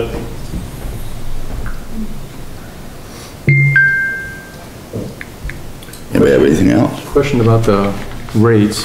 Do we have a breakdown of what the state rates are? I do. Could we have that, or? I can give you a copy. I can give it to you guys. They don't have plow trucks for the state rates, because they don't hire, Maine doesn't hire plow trucks. But The reason why I didn't. have that, I have a copy of it.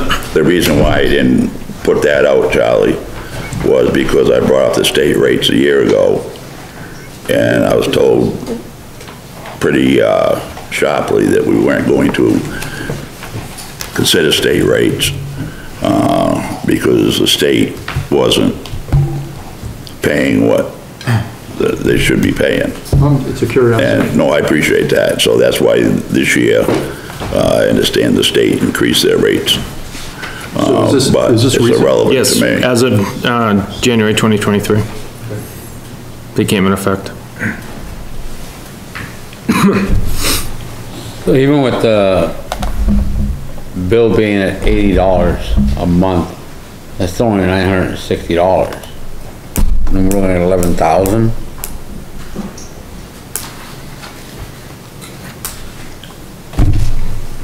And I understand you're talking about, you know, cutting trees and doing whatever other projects there are in there, but that's. So what's budget item 505-10? It says $500 for electricity. What is that?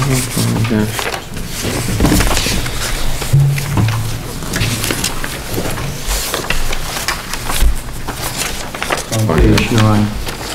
Public Works building, 505, oh, electricity. If you're putting electricity in with the 11K. Equipment. It's pretty minor dollar item. I think you find, Charlie, that's just a number they put in there every year.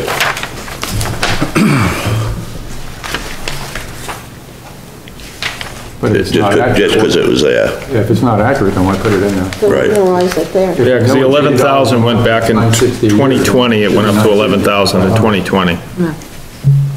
Say that It again? went up to 20,000 in 2020. It went from 4,000 to 11,000. Right, and that's when we. A previous sheet. That's Yeah. when David Langley discovered the leak in the roof approximately, and we needed to put money in for that. That's why it increased like it did.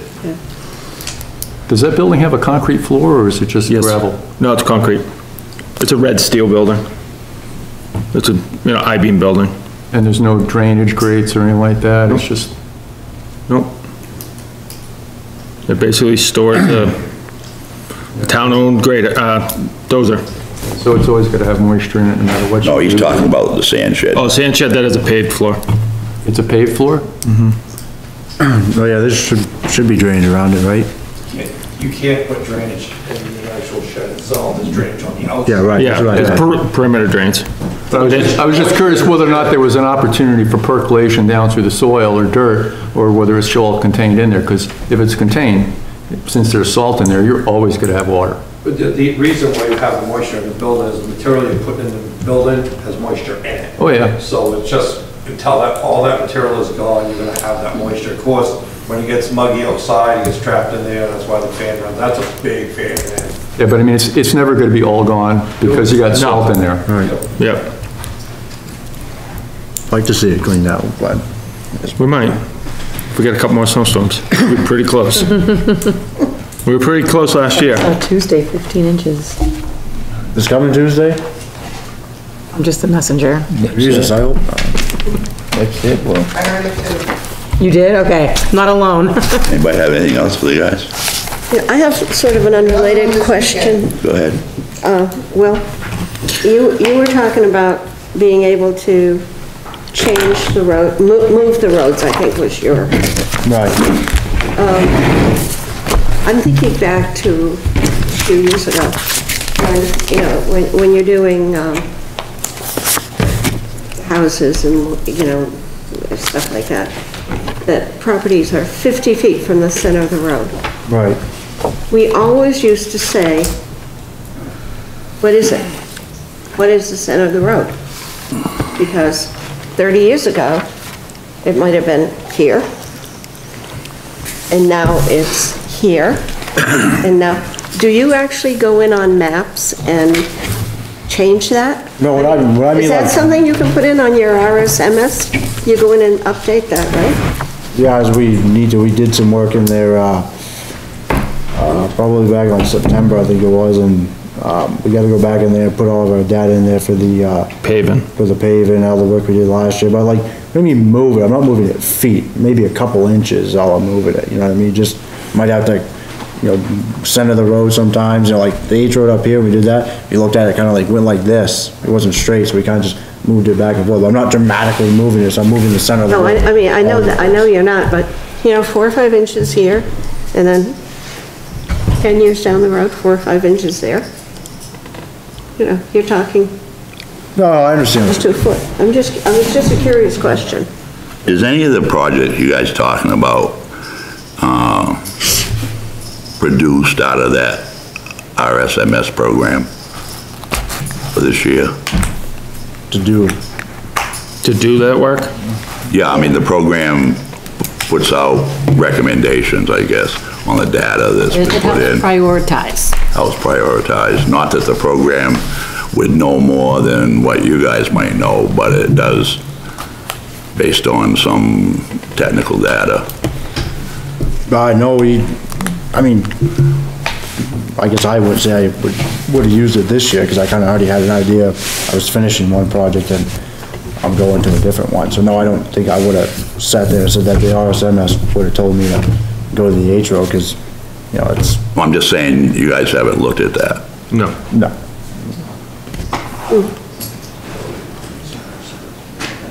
Who inputs the data to that? The road commissioners. Yeah. Supposed to do it weekly, I think there was a right? thing weekly on Monday mornings or something. Yeah. If we have work that's been done. You know, whatever work you've done, you go in and input it. Phil, the way it worked is the road committee went out and did a survey of all of the town roads.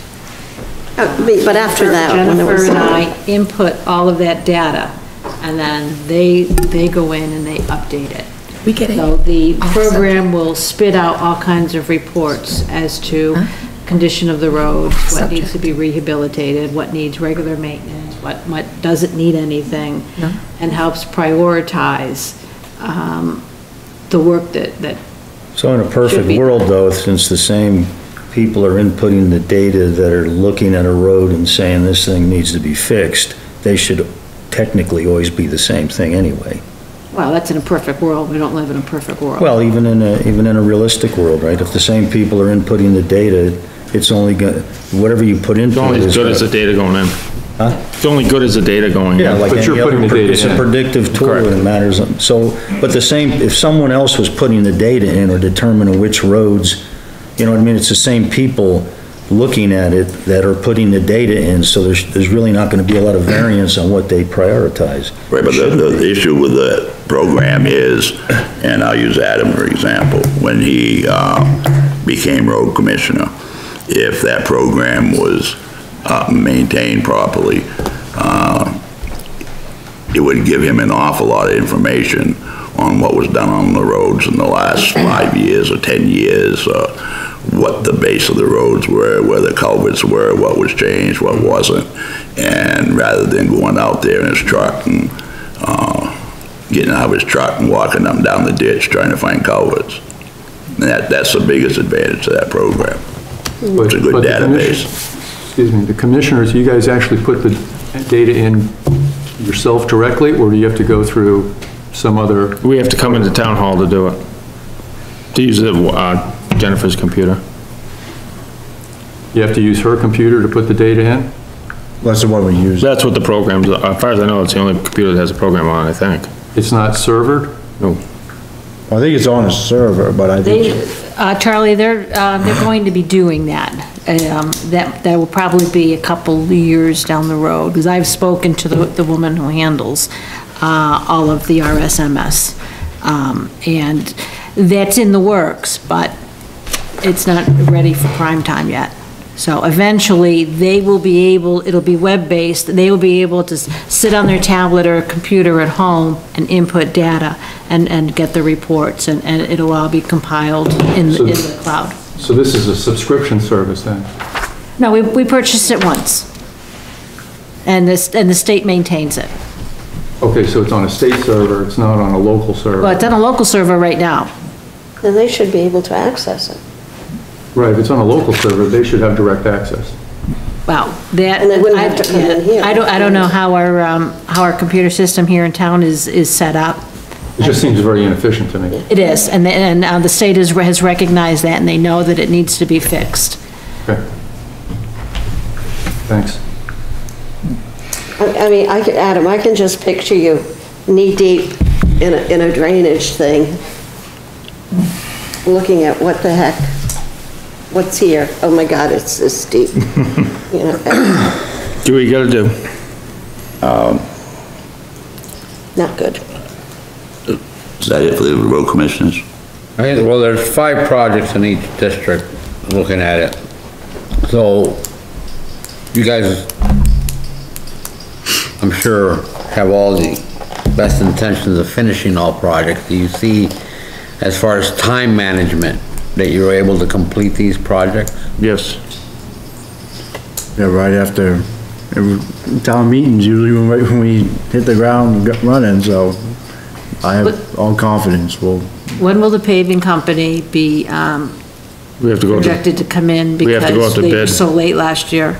We have to go out to bid, so. Springtime, and, I mean, like I said, we have town meetings in June, so, try to get all we can. We try to, I mean, the earliest I've paid before is in August, but, I don't like to really go any later than October. Don't mean you can pave into there, but, you know, you get good days, but, all depends on when we tell them we're ready for them, honestly. There was a hiccup this year with them, but we were ready for them, but they weren't ready for us. Well, at least this year, town meeting's a little earlier, so. Oh, it is? Was it, it's not March, right? No. I said a little. Yeah, next week will, it's on Wednesday. All right, perfect. Actually, I think it's the 15th. You'll have to read in from, I'll zoom in. yeah, you'll have to zoom in. I know, like Adam said, last year we were getting pretty frustrated for a little while last year, so, but the gentleman we're dealing with right now kind of pulled through, and we're definitely gonna have to consider it when we go out to bid, because we really don't wanna put the town in that position again, so.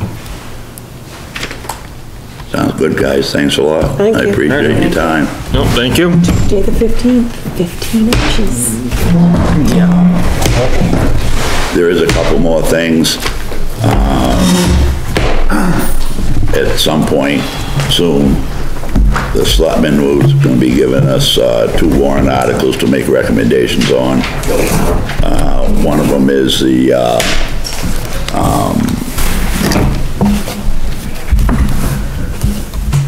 investment on the town funds, what to do with the excess money that they have. And the other one is to hire an accounting firm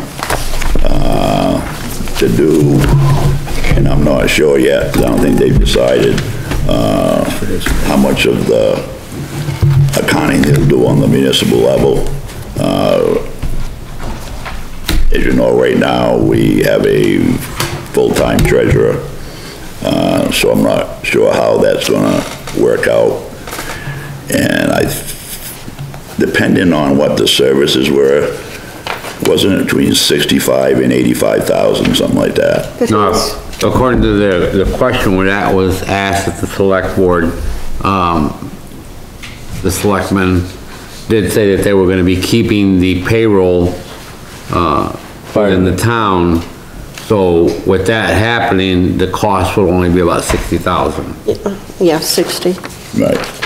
So we'll see what they bring to us, but they also want to have this special town meeting, hopefully in March. You have that. So, Yeah, we did that. I would think, not knowing It might that, have been. we might see this at our next meeting to vote on. You can have 2 town meetings. You can have two warrants, a special town meeting, then you can have a regular town. Regular town meeting.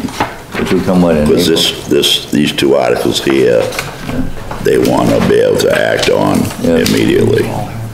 Right, and that was on the, excess funds, the 5 Excess million, I funds. believe. Yeah. Well, we're not sure how much money, Ray. We still Well, I asked don't have them. an audit. I asked them, We don't have the audit. and I understand they just gave a round figure. I mean, I said that last year, and I know That'll be at the school. that we've got more revenue in the I guess- last 2 I guess years my than what we had 2 years ago. I guess just throwing it out there from the aspect of it, I said, why can't we have a compromise, in the aspect of, let's say, they take half of whatever the dollar amount is, return that to the taxpayers and take the other half and do the investments they're talking about. Because they were talking about, putting it in treasury bills, and whatnot, and getting a 5% guaranteed rate back. With, It's all up to them what they do with it, right? I think it's up to the townspeople of what the townpeople want them to do with it, and it's not up to the selectmen. It's up to the selectmen It's if up they to put the- something forward or not. Right, but it's up What to I'm the saying. townspeople of how the whole situation turns out. Oh, I agree. Okay, and we're talking about the budgets here, and I mean, we see that everything is going up, in cost, but it's also going up for the taxpayer. So. And that's never addressed by the selectmen. Exactly, and that's why I'm saying that, you know, whatever the dollar amount should be, you know, and however that amount happened to be there, half of that should go back to the taxpayers and the other half should be invested. I'm gonna tell you why, Ray, why I think the number is increasing as fast as it is in that undesignated fund balance. Because in the last 3 years, our valuation has increased by 160 million. That's how much our valuation has increased. I mean, based on appraisals of On appraisals. properties? On appraisal? That's from. Or new development? Our valuation has increased $160,000, and that's on the paperwork that the state puts out. Of course, that's an unrealized gain, but you mentioned. No, but the town But is it- still but it is collecting realized. taxes It's on realized. that money. Right. So the undesignated balance keeps increasing. Because they leave the We tax do rate the not same. Reduce tax rates. And this goes to Dennis said something earlier about the 12% increase on, Yeah. you know, the people, it's hurting the people. Of course it is. So if there's this much money sitting back, that's a great way to address that issue, obviously. I mean, There's that the much state money. just is giving people back money because Yeah, they've been Because your we've been electric bill- overtaxed. Correct. And the belief kind of, I mean, I have a problem with having $5 million in excess funds.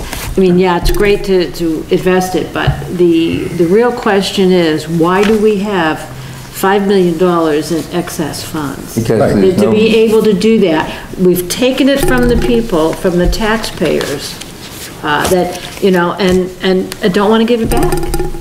Or don't want to reduce their taxes, because we keep overtaxing.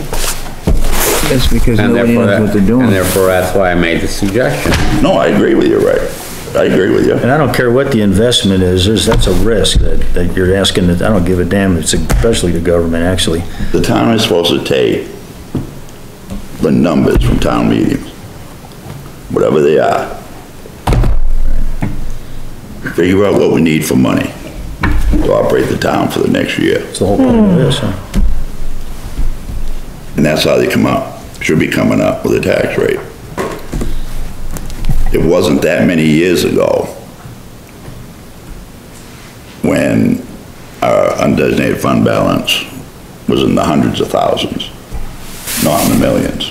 Yeah, there's something wrong. And it wasn't that many years ago when we were borrowing money to get through the rest of the year. And I don't believe in having to borrow money, but we have no idea what number we're talking about because we don't have the audit. Is there a dictate that this No. money has to be invested, or? No. No. The problem I think is, that's, you know, that, like I said, that any The investment is problem an is, inherent risk. Bill, that we were getting in a 0.5%. Yeah, we're getting a half. Millions of dollars that we have surplus. And so they're looking at this saying, okay, well, does anybody know where's all this money coming from, this and that? And one person said that they saved the taxpayers money last year because, you know, whatever, the surplus was there, but it was saved because they kept the tax rate down. Well, because they paid off the loan that they had on the. Yeah, they paid off loan and stuff like that. No servicing fee. Yeah, but it wasn't, the money's not being managed properly.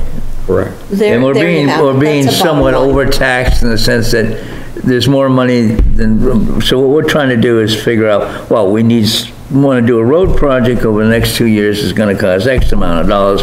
We need, the fire department needs 3 more of those survival suits. There's another 15,000. We're trying to get these things in line because over the last 15, 20 years, we haven't had anybody managing the town as far as a monetary policy. It's just kind of hit and miss, and so. I think Has the mill rate been determined yet? Say what?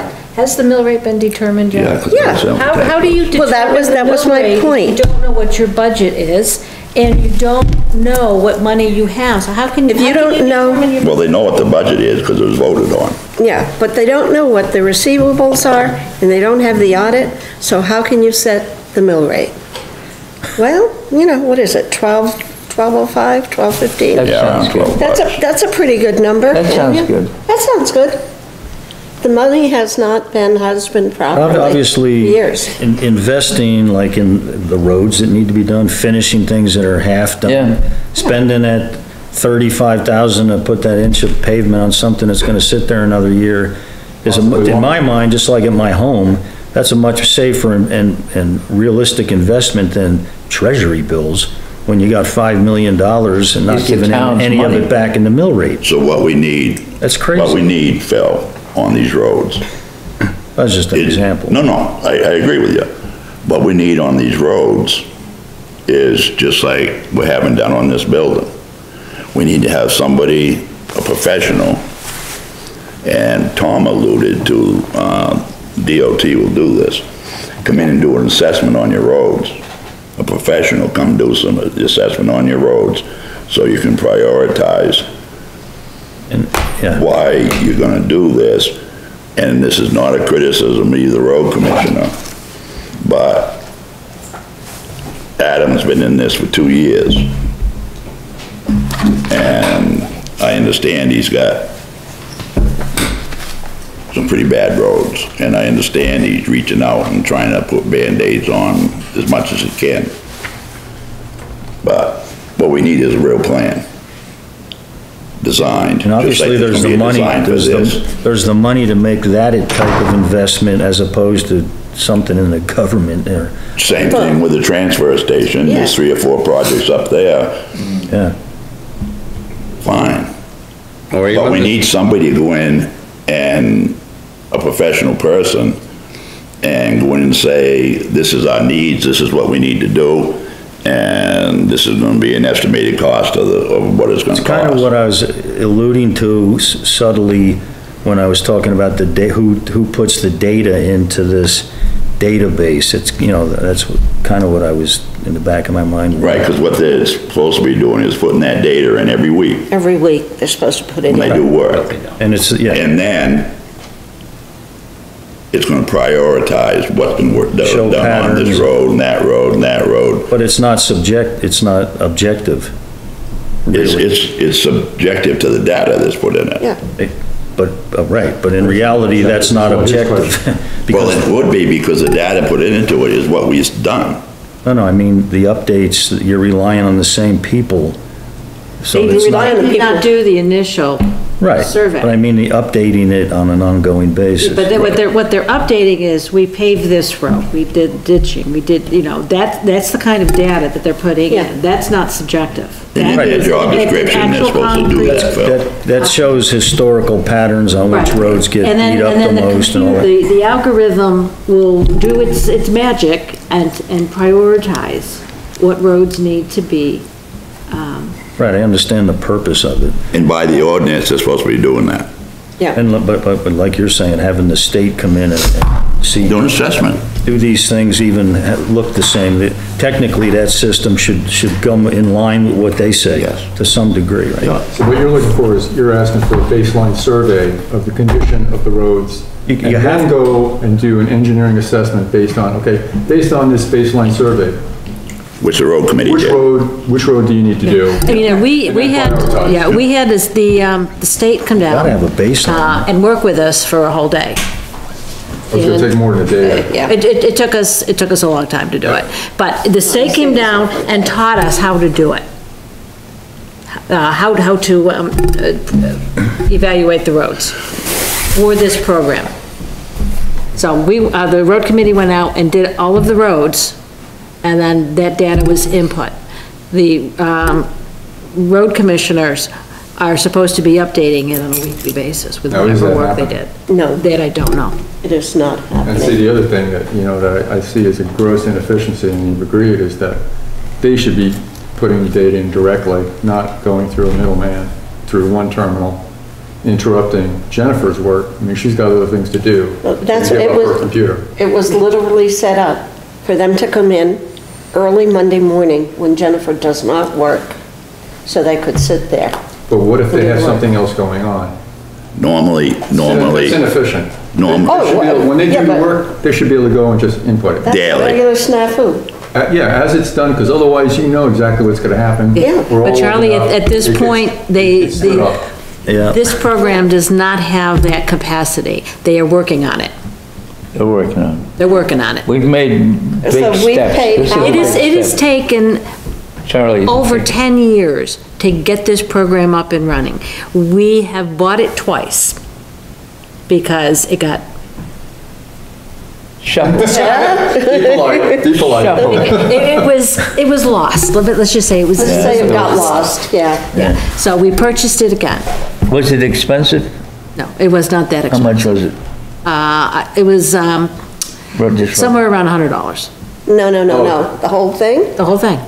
Oh, that's cheap. No. That's I cheap. mean, It was peanuts. That's chump change, Yeah, It doesn't sound like much of a program. to me. no. it actually is. Get what you pay I've for. worked with it and I've seen Yeah, what Any it, engineering software I've used is in the thousands of I was dollars. gonna Many say, thousands, yeah. that many They're doing thousands. They're this was expanding that through the whole state. Charlie, this was this program. designed for small towns to have it be affordable and to give them some support in taking the politics out of what roads gets taken care of. That's a pipe dream. Well, But it's a pretty widespread program now through the it state. is. A lot of towns in the state are A using lot of it. time. Yeah. You know, the one thing I'd like to add on the money that's there and the talking about the investments, we have to remember, no decision has been made yet. No. It's not as if they're gonna take the entire, more than 5 million is what we'll have this year.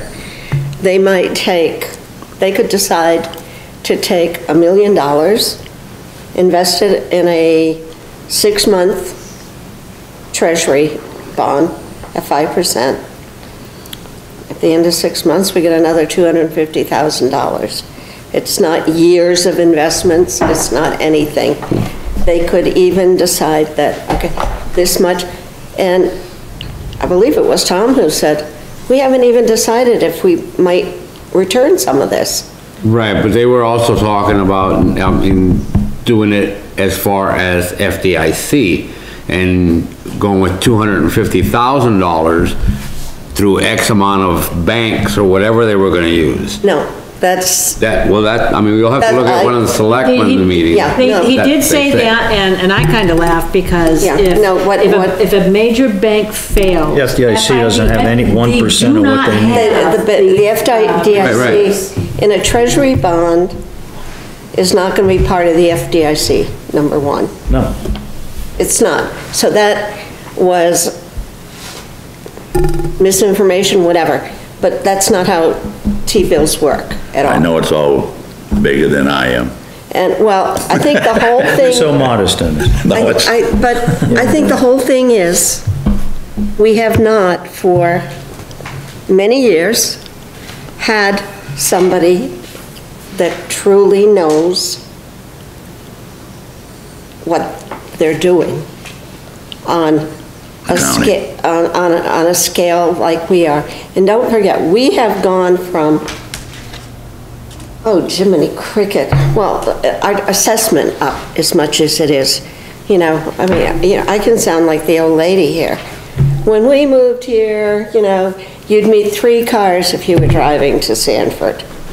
Now you drive to Sanford and you're in a line of traffic.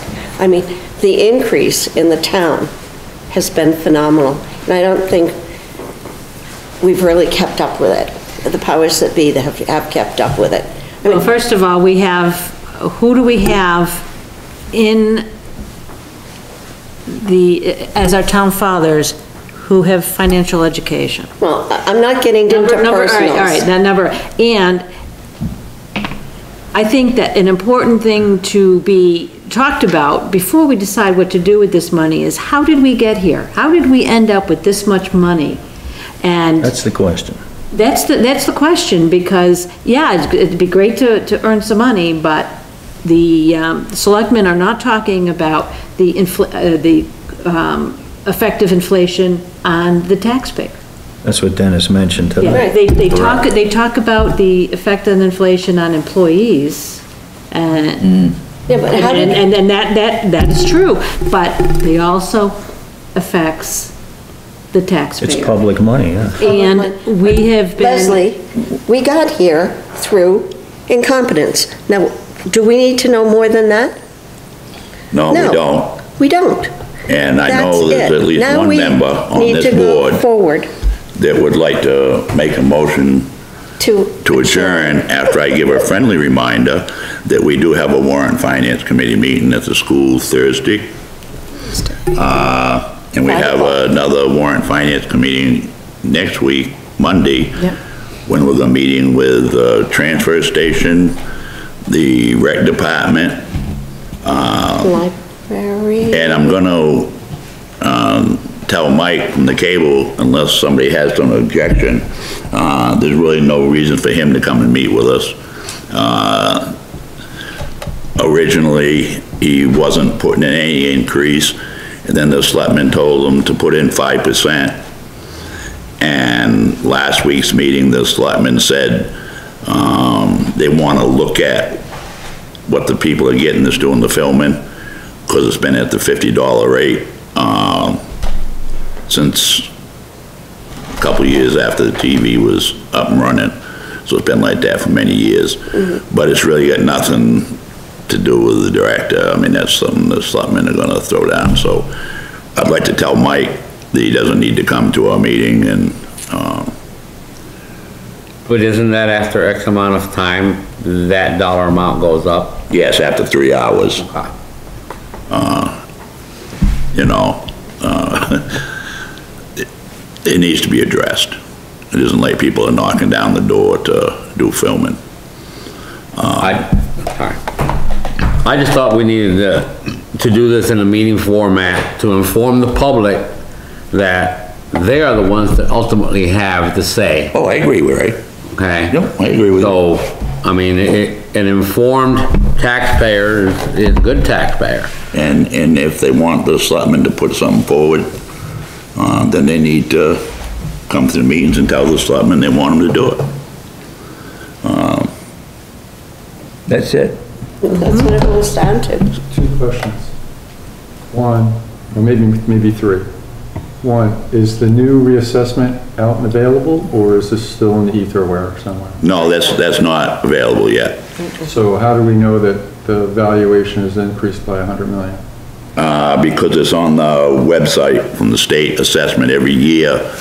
The town has to file a thing with the state. Right, for the town to file a thing with the state, they have to know what the assessed values are of all the properties in the state. Right, they don't have them for 23 yet. They only have them as of 22. That was the increase for '22. Okay, so we still don't know Nope. this one. We don't know 23, but we know what 22 is. I can tell you what 22 is, I got it here, Yeah. 'cause I wrote it down. Let's see, what do you do with that paper I had? I don't know. Good luck. I had it actually with a bunch of different towns, and I think I forgot it at home. This is just me thinking out loud. Okay, here we are, Charlie. 20, it was 652,550,000.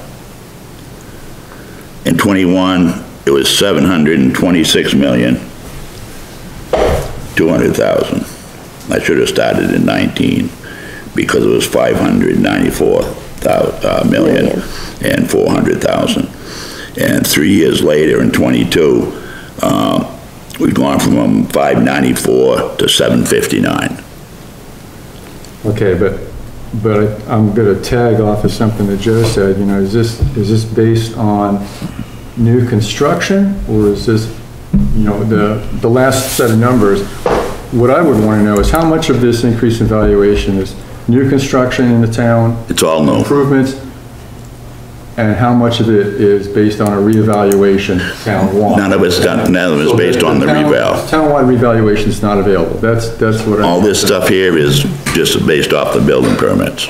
Okay. You mean Whether you're putting an addition on a house or a new construction. Garage or whatever. Big garage, report. 759 million is the total Total. 160 million in 3 years.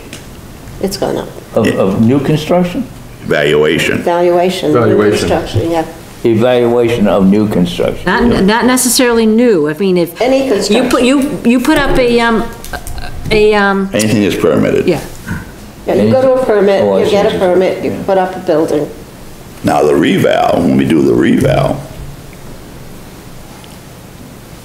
I won't be surprised if it went up 30%.